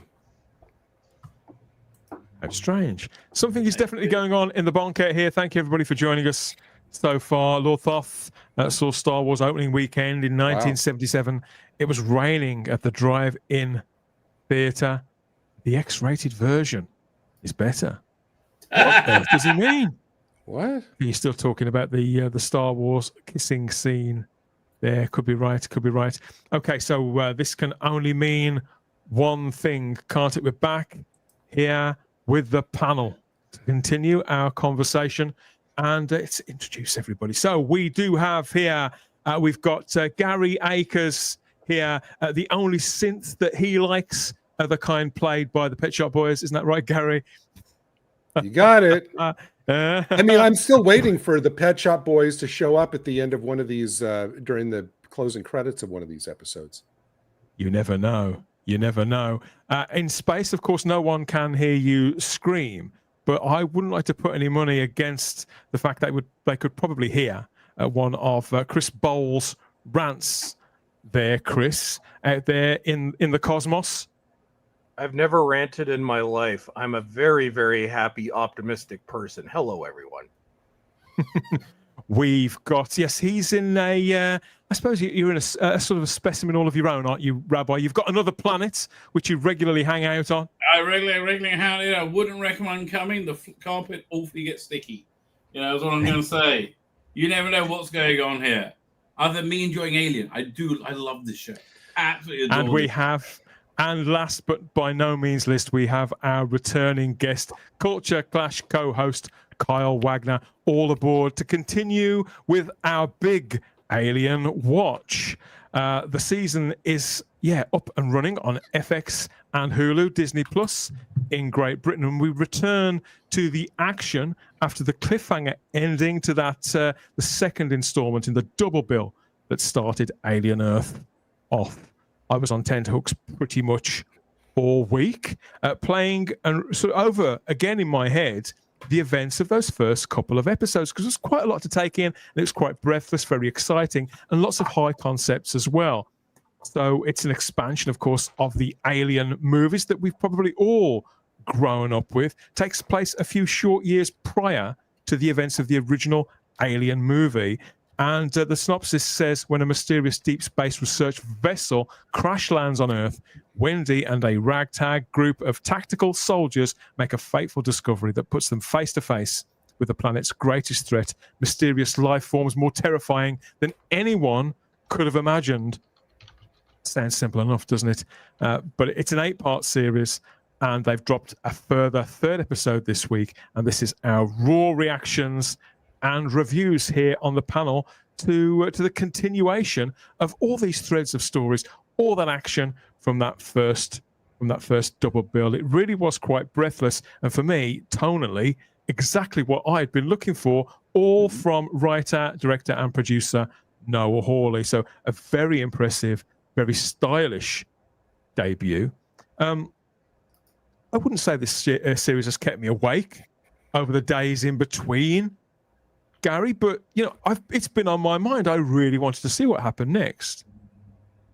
Do you want me to tell you what I thought?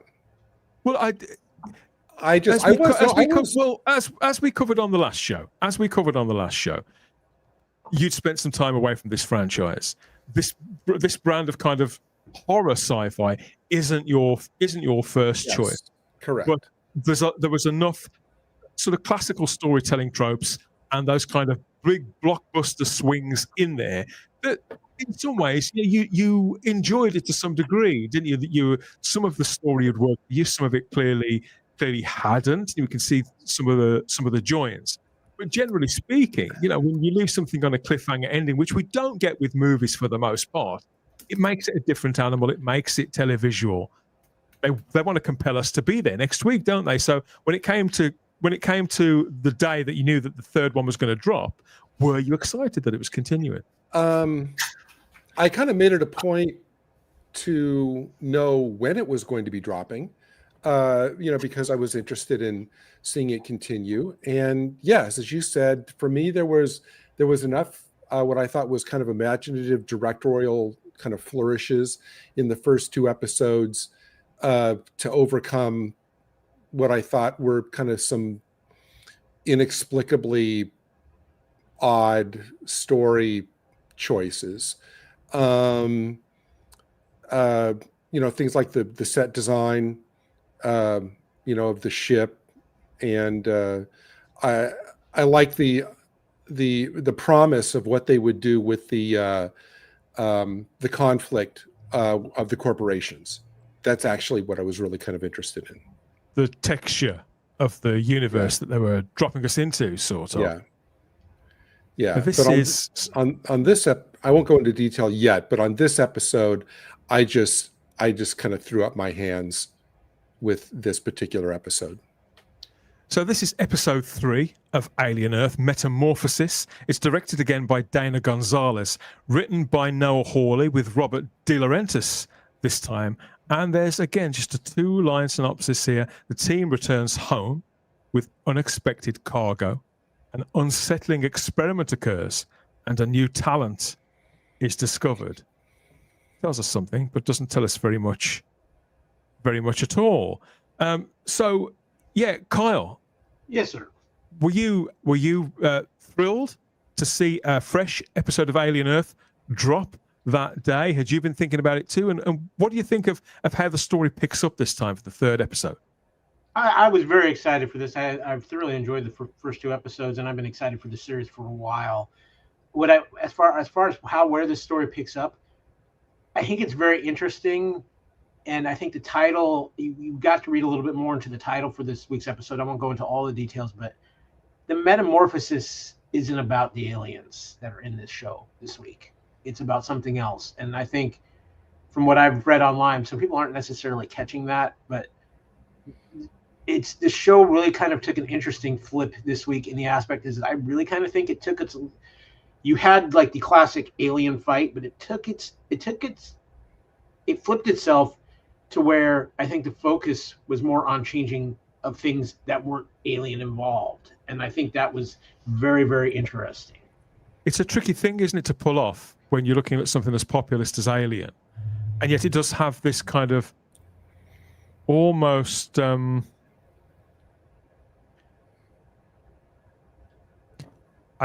what's the word? Pretentious.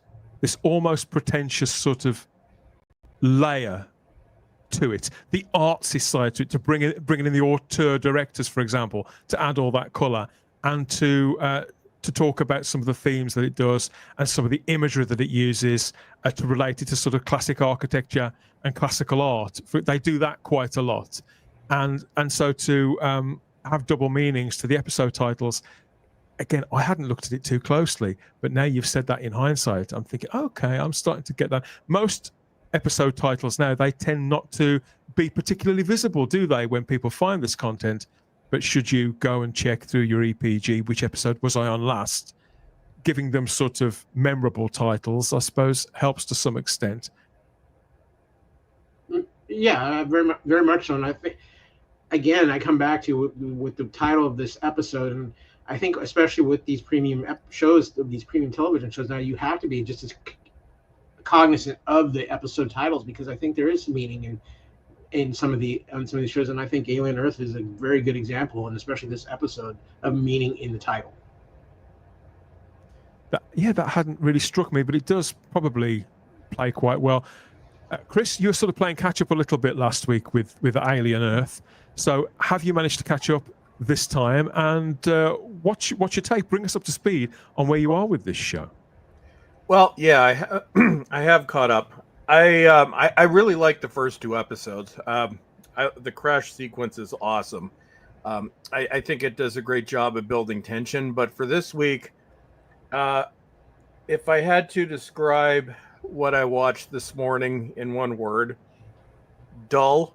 Kind of, it to me, it just struck me as a filler episode, which is something that I talked about a couple months ago when the show was first announced, where you have ideas that might work well as a movie, but the problem is when you try stretching it out, you risk episodes like this where not a whole lot really happens. We have a lot of discussion, much talking.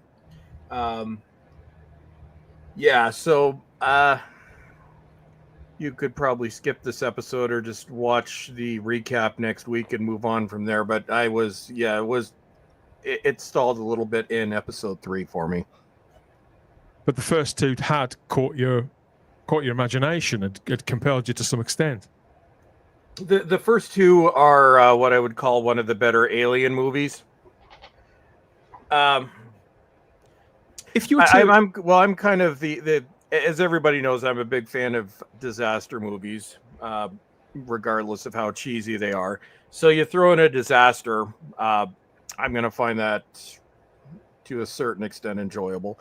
Some of it didn't make sense, like why would you have a party in a building that a spaceship crashed in that's about to fall down? Although I did find the death of those people to be quite satisfying.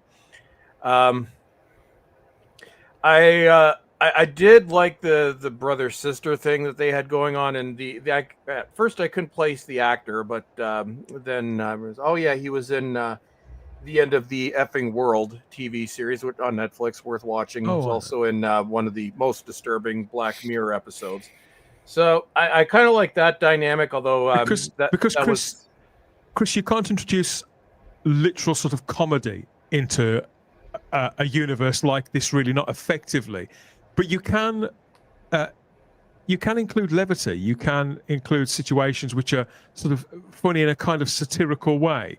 And so those moments where we see unsavory characters who live a parallel life to the characters in the film, a few floors up, like you say, they're going to get their just desserts. That's kind of funny, but it's a different kind of funny. I would say in this place it wasn't misplaced. Like it was more of a dire episode. So I think it worked. But then again, we go back to what I just watched, which the thing that I found interesting, the brother-sister relationship, which is basically sidelined completely in this episode. It was mainly focused on the adult AI kids, more questions about AI, which is something that I find interesting, but I wanted to see more alien carnage. It's strange because I think if you were to sort of to sit and if somebody to ask you, I didn't see Alien Earth this week, what happened? And you were to tell them, Kyle, well, Wendy protects her brother and goes into combat against a xenomorph in an enclosed space, and it actually sounds quite exciting, and yet I found the proof of the pudding in this case to be largely, I have to agree with Chris. I thought this was a real plot. Well, so. When I watch this episode, I kind of look at it 2 different things. I think the starting off of this episode really picks up well from how we ended episode 2. We have the action, we have Wendy taking on a xenomorph, which we really don't get to see the full big part of it, and obviously that's probably TV budget constrictions as well. But then the episode really does kind of feel like it takes a completely different turn when they go back to the island, and that's where I think. That's where things get kind of interesting, because it does get more of thought-provoking, what's going on with this character, what's going on with this character. But I think that's also where the title Metamorphosis comes in, because the Metamorphosis isn't about the aliens, it's about these synthoids, these experimental synthoids with kids, and at least 4 of the 5 of them are starting to have traumatic or weird things happening with them. Obviously, you have Wendy with the damage she receives. You've got the one young one where you had Morrow plant the communication chip on him, and he's freaking out, and he's confused, and he's being a little kid trying to be an adult. About that. He's still a little kid. You've got the one who was attacked by the squid alien, and she's now questioning, did she make, it almost feels like she made it, it's like, and what am I now? You can see, she's touching her eye, the way she looks, and it's just really had an effect on her because she had a near-death experience in a way. And now you've got the other one who is making kind of the power play, and it's showing ambition and wanting to be the new favorite. And I think that's where the title Metamorphosis actually comes from, is because you're seeing these experimental synthoids of these children evolve and change, going through their own metamorphosis. Then you add in the aspect, and this is the one that I think is still the most confusing to me, that they need to answer. And this is where a couple of things with this that I think people get really are getting confused by. How is Wendy attuned to the xenomorph species, where she's hearing that was the material. Those are the sequences that got me sitting up and paying attention. All that stuff, how you've just described how those characters had those experiences, I sort of half remember them happening, but the rest of it, the pace had dropped to such a snail's pace that my mind was starting to wander. And whilst I didn't look at my phone, I didn't take in a lot of the stuff that you're just recounting. Oh yeah, that did happen. So why did it have no impact on me? And I think for me, they really did let the pace drop simply too much. It felt like it was barely alive, and that the pictures were barely moving. And so I got bored, if I'm honest. Well, I had to rewind multiple times. So did I. And I actually did find myself looking at my phone. And I think you're right, Dan. The problem with episode 3 is like you have a pace built up through the first 2 episodes, and it comes to just a dead stop. So including this so early on, I think might be a mistake, because basically this is the second week. I think they risk losing people. And I think the big point is it's not really about the alien. Well, this is an alien series, yes. I didn't really come to see an alien series to watch a bunch of kids in adult bodies, which it's an interesting concept.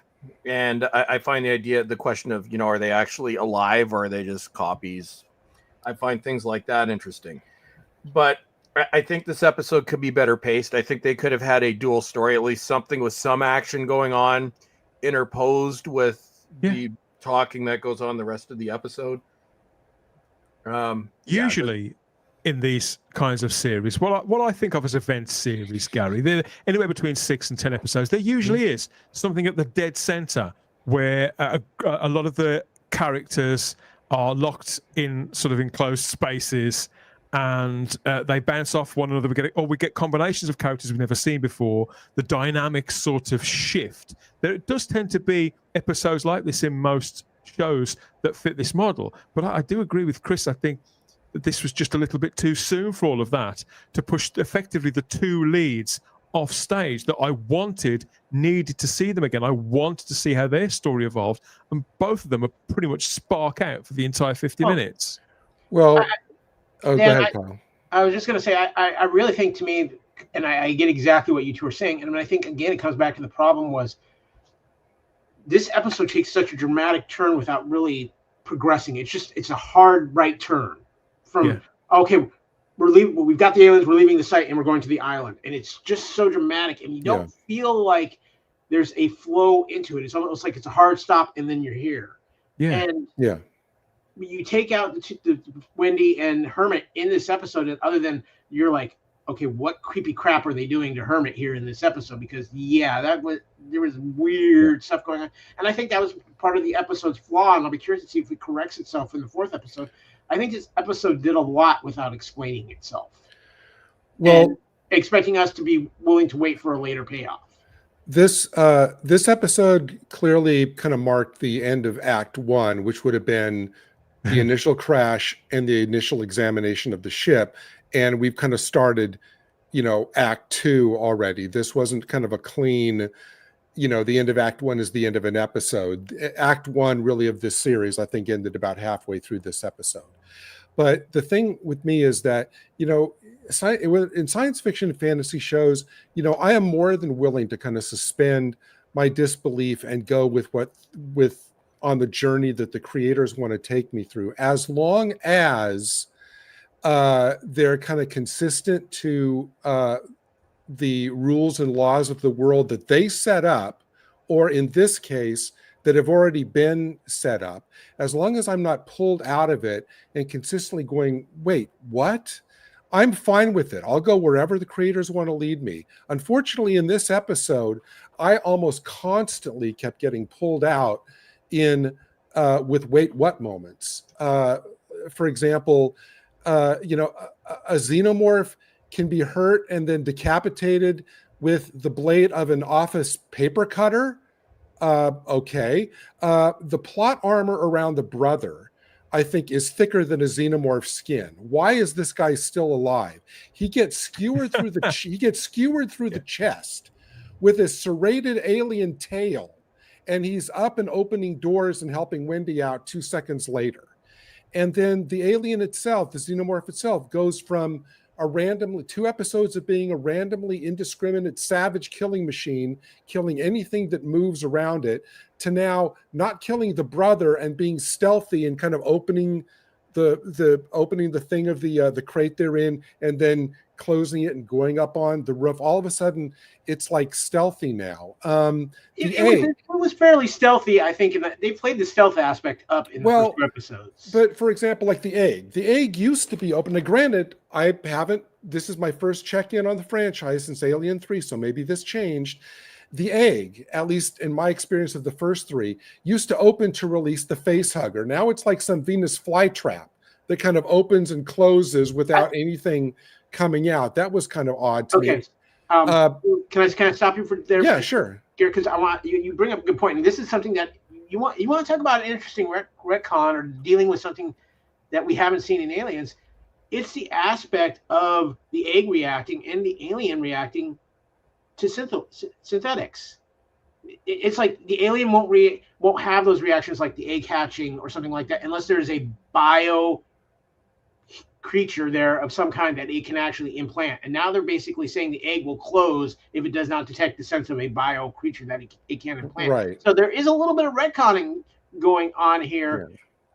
Behind the scenes, and then the fact that it was always the face hugger that laid an egg into that biomass, but now we're seeing it where you actually see where Oliphant's character pulls out basically a xenomorph, a child. Right. Xenomorph. It's basically the face hugger now seems to be the carrier mechanism to get that little embryo inside it into the body of whatever it attaches itself to. That's I'm getting the impression that the nature of the creatures and the reproductive cycle isn't necessarily, and the rabbi pointed this out on the last edition of the show, isn't necessarily exactly the same, deliberately exactly the same as that which we've seen in films in the series taking place after this, as if there's some step wrong on the evolutionary ladder where another species, because obviously this species does go from other species to other species, and it does change its look,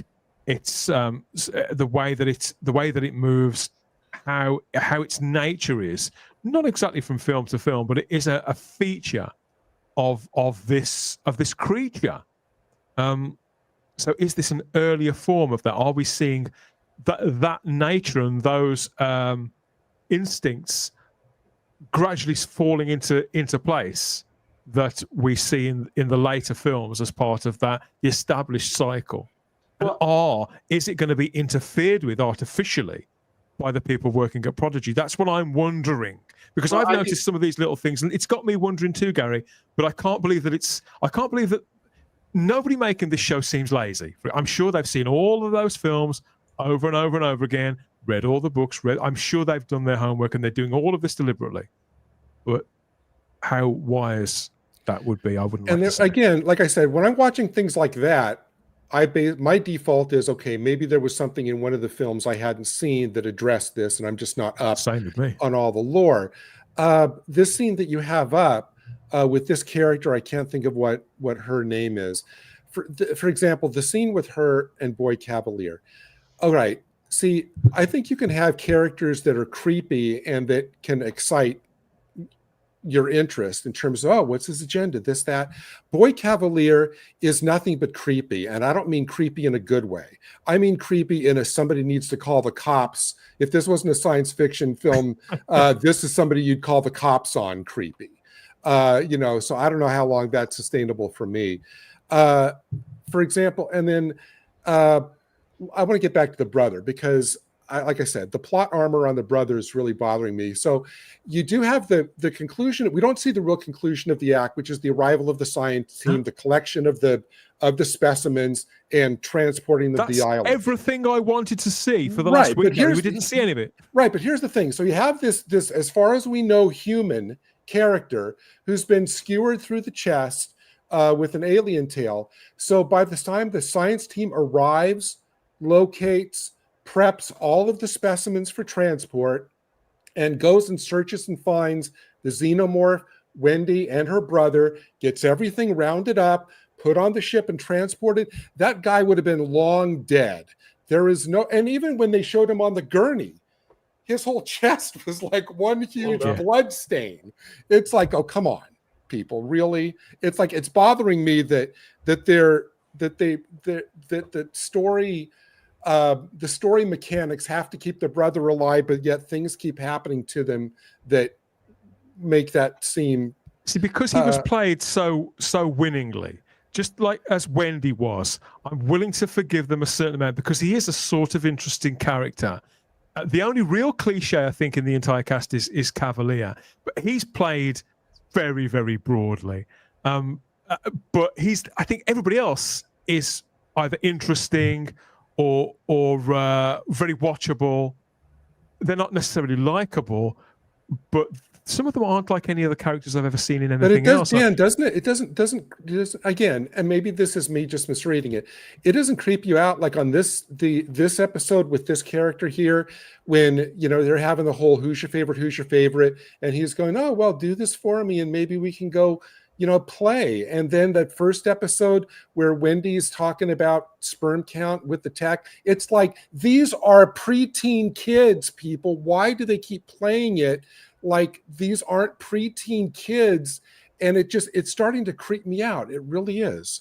So I found the scene with Curly and Cavalier where she was explaining, I have all these ideas, I have all these thoughts, creative concepts, Chris, but she was also canny enough to not disclose them all to Cavalier. I thought that was one of the more interesting. I wouldn't call it a standout scene as such, but I thought it was one of the most interesting scenes of the thing that stayed in my mind at least after I watched it.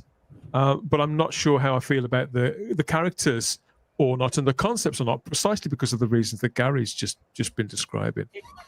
The scene you talk about, it's kind of one of those scenes where you want to just flag that scene because we know we're going to get more from that later. I think too, when you talk about Cavalier and just everything that's going, you've got young children who are going through this incredible change of experience, and they're wanting to act like adults because they don't want to be kids anymore. At least some of them are they're all now dealing with the shock of being transferred to that. It doesn't help that you have this manipulative child prodigy who's a madman pulling all the strings and being the Geppetto and because I mean, as much as we talk about the Peter Pan aspect of this, there's a little bit of Pinocchio things going on here too, because you have him still pulling the strings and playing games with these kids, but yet he's still as much a child as himself because nobody has raised him to be an adult. He's a billionaire prodigy boy genius who has no concept of being an adult, being just everything he gets his way, and I think that's something. Do you think that the show is becoming overloaded already with allegories to classic storytelling, allegories to nature, to biology, or is it fine? Is it all part of the? Is it all on brand, Kyle? I think that's always been something that's been a part of the Alien franchise. I think for me too, of all the weirdness and all the things that felt very out of place in this episode. I mean, and it is. And again, because it bounces around a lot. It's the fact, and again, maybe there's going to reveal something in the next episode, and this is, I think a change in mentality of what we're used to from the current way we watch our entertainment to like 20 years ago. Because I think if this were 20 years ago, we would have rolled with it better. We literally hear what Wendy collapses, and nobody hears it. I mean, they show that, and it's like nobody even hears her come into the room. Nobody is paying attention to her. You would think somebody would have noticed. This is like supposedly the most important being on this island, and it's like she's just running around and collapses. That was the thing that felt very off to me, and I think it's how this episode ended that felt. And here's exactly, Kyle. I'm so glad you brought this up, because that's why the last scene I just went again was one of my wait what moments, because so she's creeping up on the characters. When she collapses, she's like 2 or 3 feet behind them. At some point, Kirch finishes his surgery and then goes to the other room to drop the embryo in with the lung, right, to see what it does. I'm saying, okay, wait a minute. When he gets up from his examination and walks out of the room, does he not see the body lying on the floor 2 feet behind his chair? That the staging of that whole scene felt weird to me. It's almost as if they're living in some sort of colony that used to have in the 60s and the 70s, rather than a sophisticated installation, laboratory. It's a sophisticated installation, but it's that colony mentality, because they are shut off from everything else going on in the world. They're in this little paradise insulated lab, and they think they're safe, and they don't understand the powers that they're messing with, and they're so locked in on what the experiment is. And even with Oliphant's character, who's trying to warn the head of Prodigy about some of this stuff, and it's just crazy. And again, the show right now is walking a fine line, and I trust in Noah Hawley to get everything explained. But right now, he's all of a sudden in episode 3, he's just added so much to the mix. He could have cut down on a couple of these aspects for another episode. But again, when you're only talking 8 episodes, you don't exactly have that much time to tell all your stories. Does it feel to you guys like they are maneuvering Morrow to be eventually the hero of this show? I think he's being maneuvered to be sympathetic. I don't know about necessarily the hero, but I think they're maneuvering him to be very sympathetic. I really like this character. It's played by a guy called Babu Sise. I like how grumpy he is, how sort of he seems like he doesn't belong anywhere. He's unsure of his own nature of existence too. And I like the fact that he can sort of jack himself into all this tech as well, this very old school tech, very late 70s tech, which goes with the push button aesthetic that I've always loved about the films and enjoyed so much last week. And it was further enhanced, I felt, by incidental music, for want of a better phrase, incidental music around it, which was almost like prog rock, very, very, very proggy, and which fits the time, because to me, particularly where this is precisely placed, that's right. It's got that kind of, the original Alien film, all those sci-fi movies that came out, say, between 2001: A Space Odyssey and probably right up until Alien, had a certain kind of ambience about them and a certain tone. And I think it goes part of the way to touching that, at least. I think that's planned and gives the series at least a kinship with everything that's inspired it. Yeah, that decade that you just mentioned, Dan, from like 2001 up through Alien, was that 68 to 79? The vast majority of science fiction movies that came out were just dystopian. Up until Star Wars, everything was like Dark Star, Logan's Run, Rollerball, all of these dystopian setups until the paradigm shift of Star Wars, when everything became Flash Gordon. But you're right. But this does fit. So this does fit into that, as you just said. The one thing I've got to say that they better pay off, and I can't at this point, I have to believe that it's going to be a thing. What is that guy cleaning off the wall? They keep going back to it, don't they? We've seen it every episode now. I think whatever they're cleaning off the wall or whatever he's doing is going to tie in somehow, because otherwise it's pointless. Oh, Cover up conspiracy. Yeah.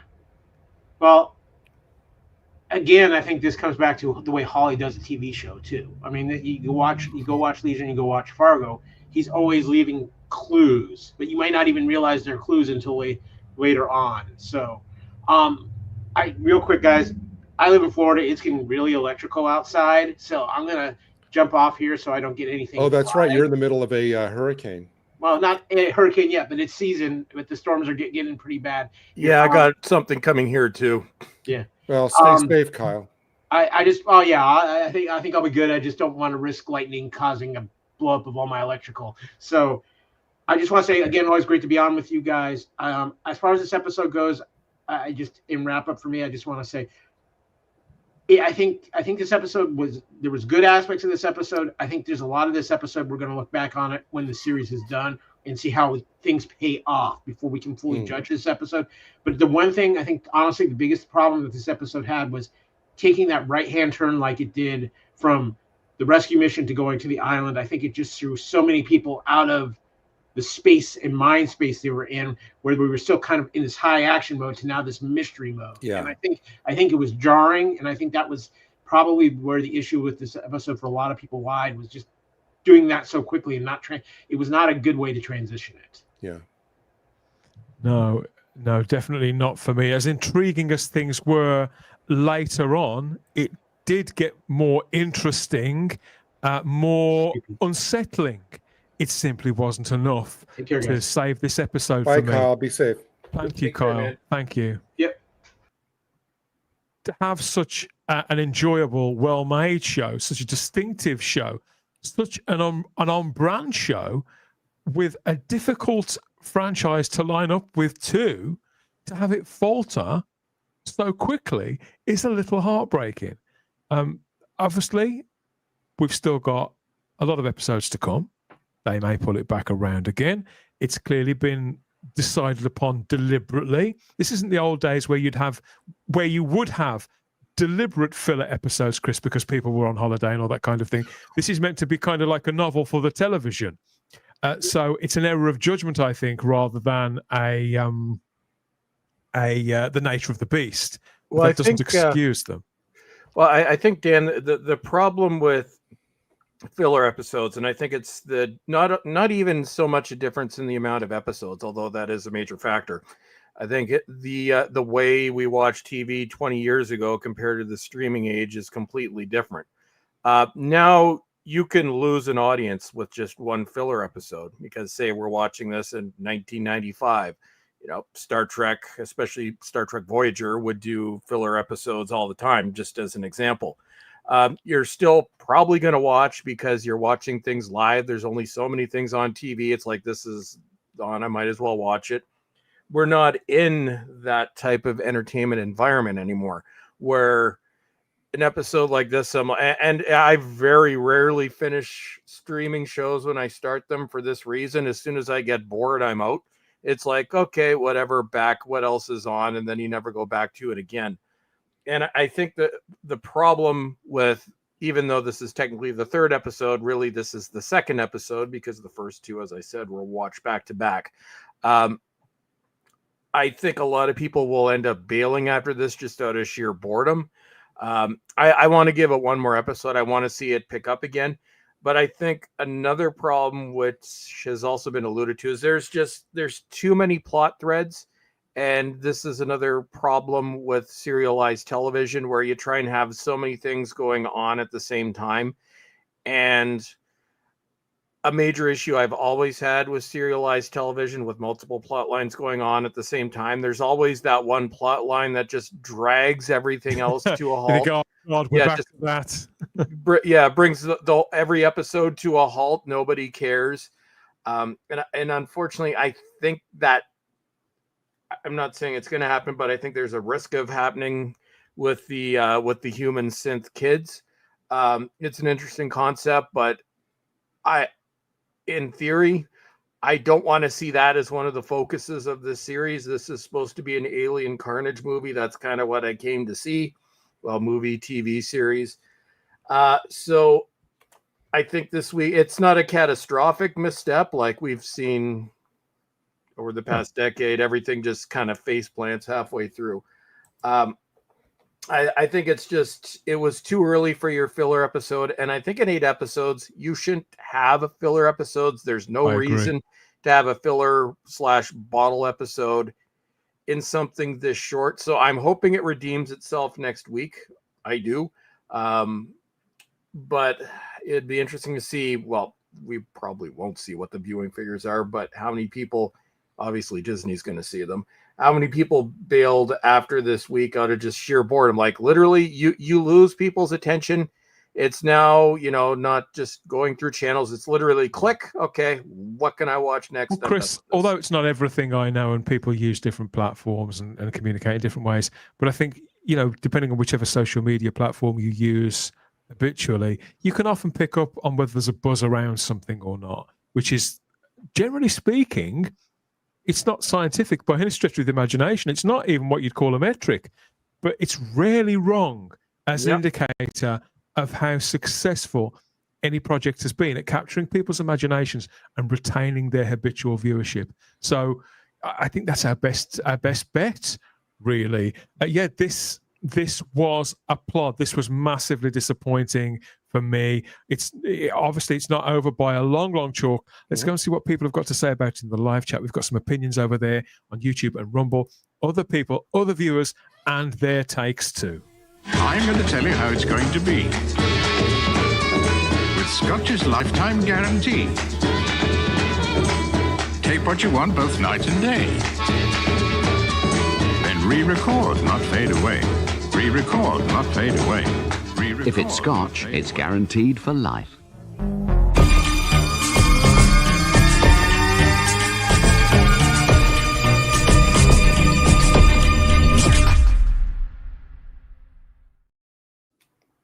Episode 3 of Alien Earth, Season 1 of 1 or 2 or 3, however they intend on making. We'll find out about that in due course, I don't doubt. We've got a live chat full of comments here on YouTube and Rumble and other viewers of this show. Let's see what they've got to say about what's been served to us so far. Stephen Braddock has joined us on YouTube and says, I was disappointed with this episode by how easily the Xenomorph was defeated. Yeah. Back in 79, it was the ultimate horror.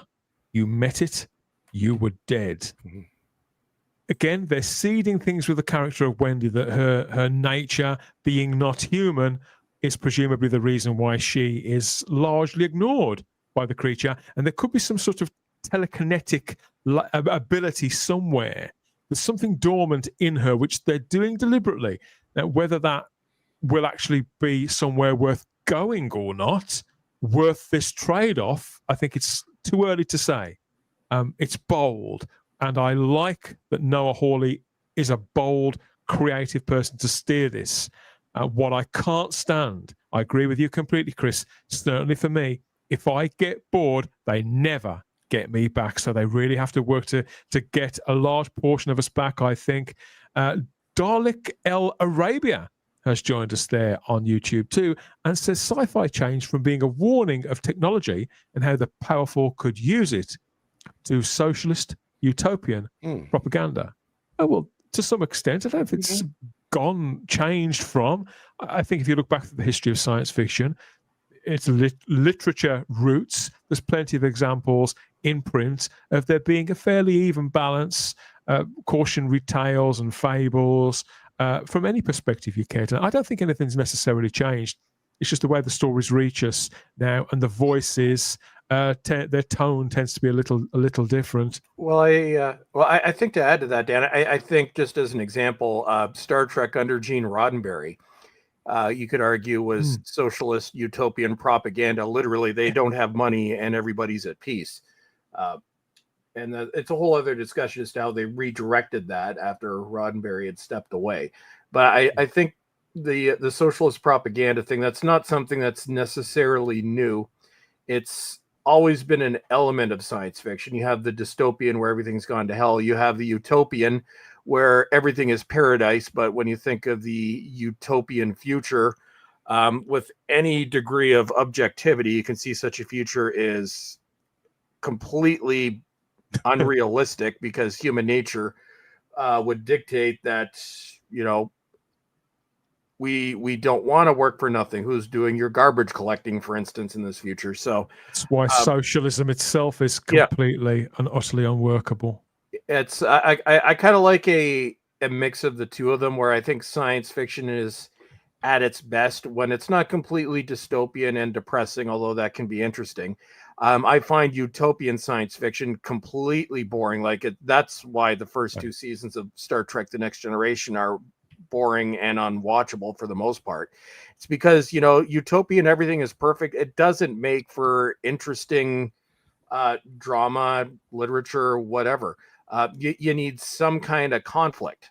So I kind of like a mix of the two of them, where, you know, everything can't be perfect, because if everything's perfect, then why am I watching this? Because what's going to happen? Okay, somebody dropped garbage. Yeah, it's one thing to be mannered. It's one thing to be mannered, and another thing entirely to be insipid.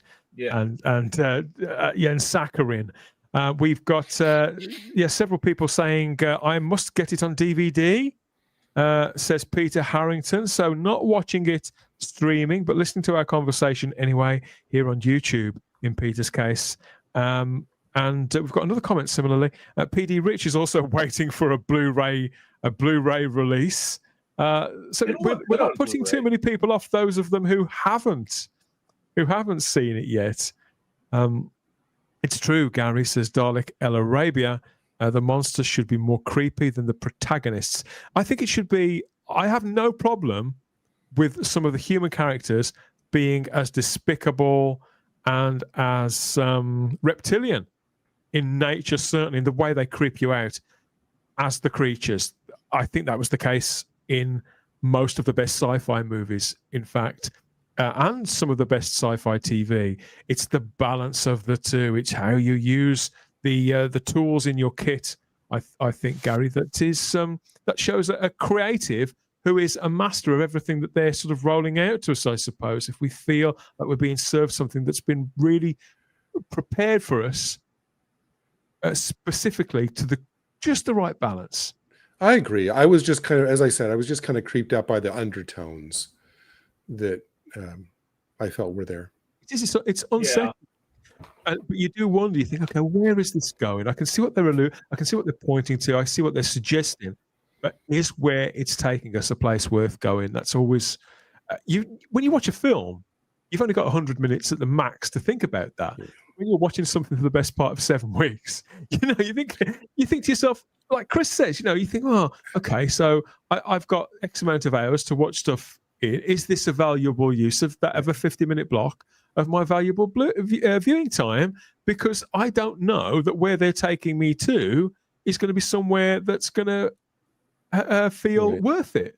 But at this point, I mean, I'm all in on it. I mean, by this point, next week will be halfway. Well, next week will be halfway through it, and at this point, I'm curious enough to see where this goes. Yeah, that I want to stay with it. Me too. I mean, Rose Kirby's in the live chat here on YouTube and says, "Isn't this Alien Earth just repeating an Alien movie?" That's one thing you can't accuse it of. It is very expansive and different, thematically bold, which could be its undoing on the strength of this episode. No, it's the trappings and the iconography are there, and it went to great lengths in the first 2 episodes to reassure us, I think, that you could realize this world and those creatures on the small screen. But no, it isn't just a repeat of an Alien film. Not this time, no. Could have been a great fight between the hybrid and the xenomorph, but we saw none of it. Now, like I said, Dalek, all of the stuff I wanted to see either happened in between the episodes or in the rooms that we're not in. That's and right. I find that extraordinary.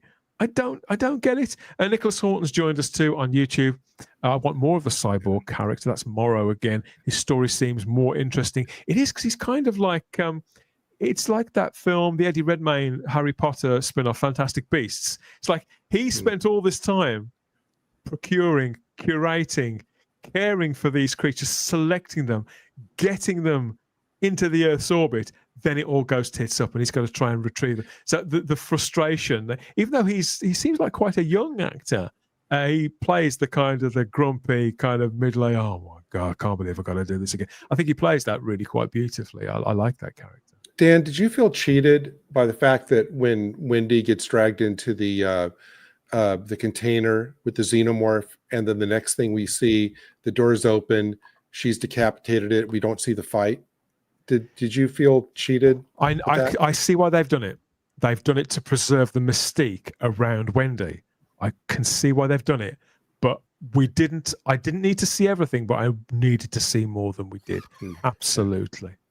Very, very strange. It's this whole holding back plot stuff. Like it's again, this is another problem with serialized television, where in something like that you can drag out something. Okay, what's she capable of? What's really going on here? And then inevitably you're probably going to be disappointed when you find out after 5 weeks of this. I'm like, just show it.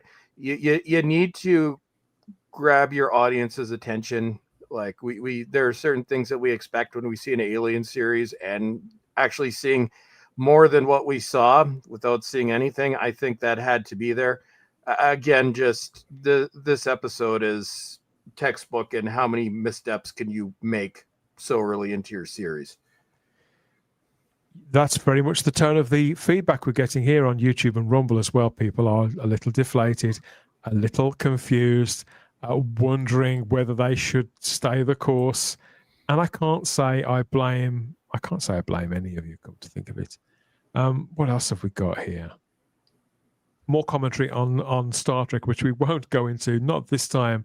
Alien is meant to be a corporate dystopia, similar to Blade Runner, as PD Rich, and that's absolutely what this is. I think they, again, it's slightly parallel to the things that we've seen before, and the themes, the sites, and the kind of conversations that are had in some of Ridley Scott's other works. He's an executive producer on this and set the tone for this franchise.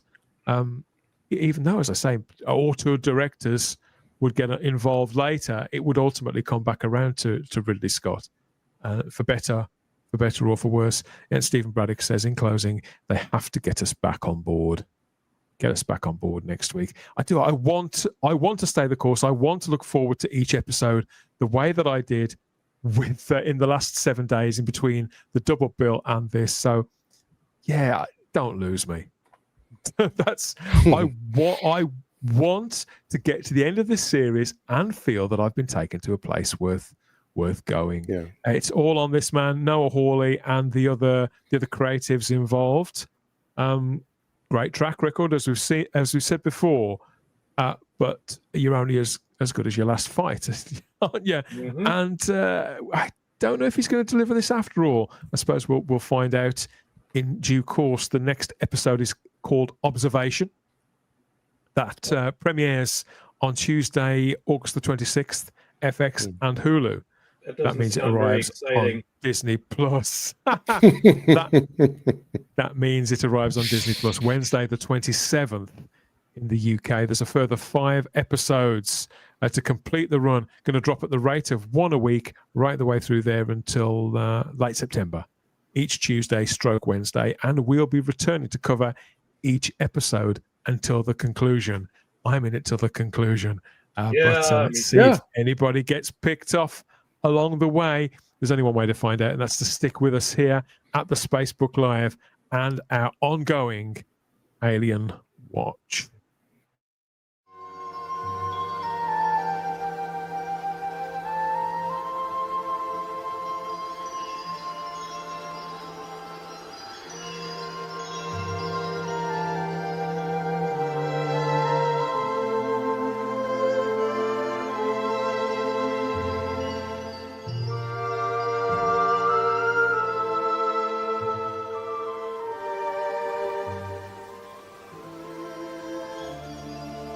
I need you to stop staring at me like that. Marry me.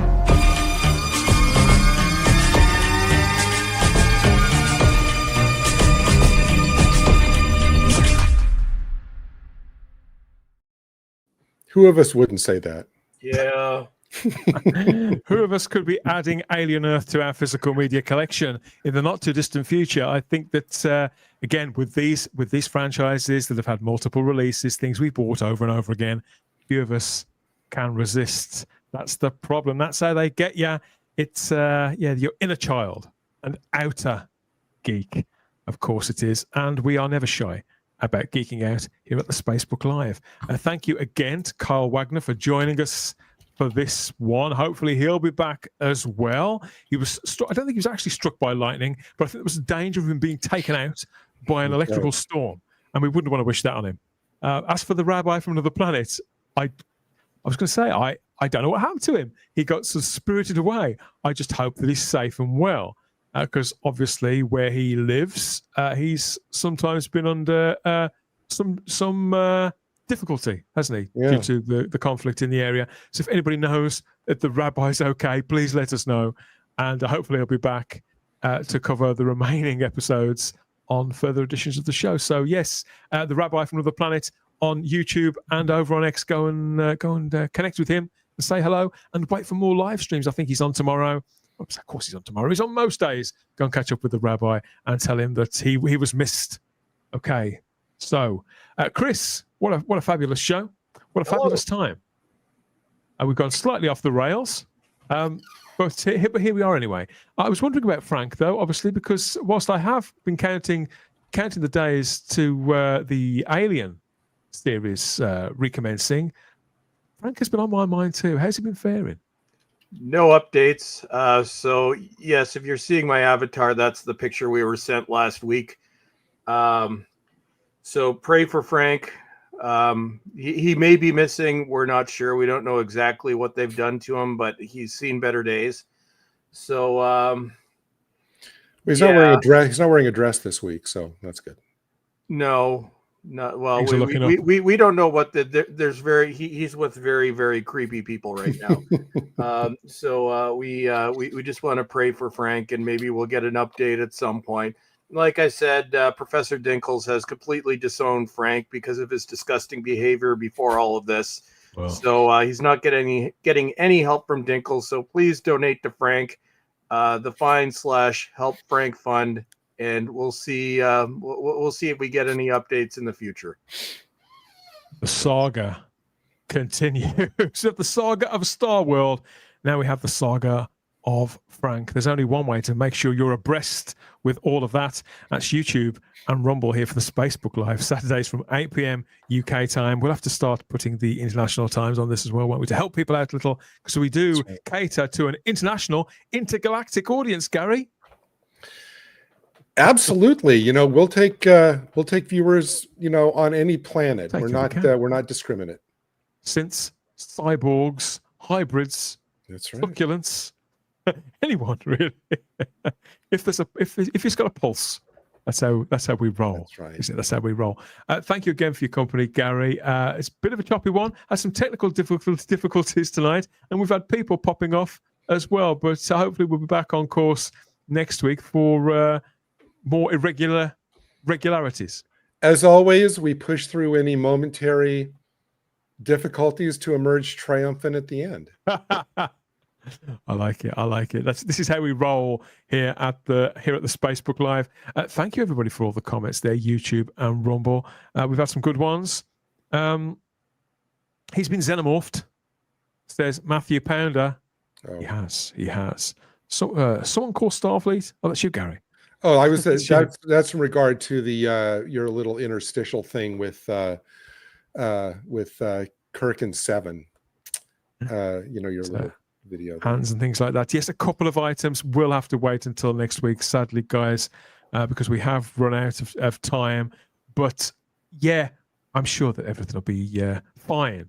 If we have a peer through here and see how it's going to work out on the next edition of the show, I'll do my best, and maybe we'll get back to you with some answers. Chris, thank you again for your time. We absolutely can't wait to see what's coming next from Arrow Video after that quick tease earlier on.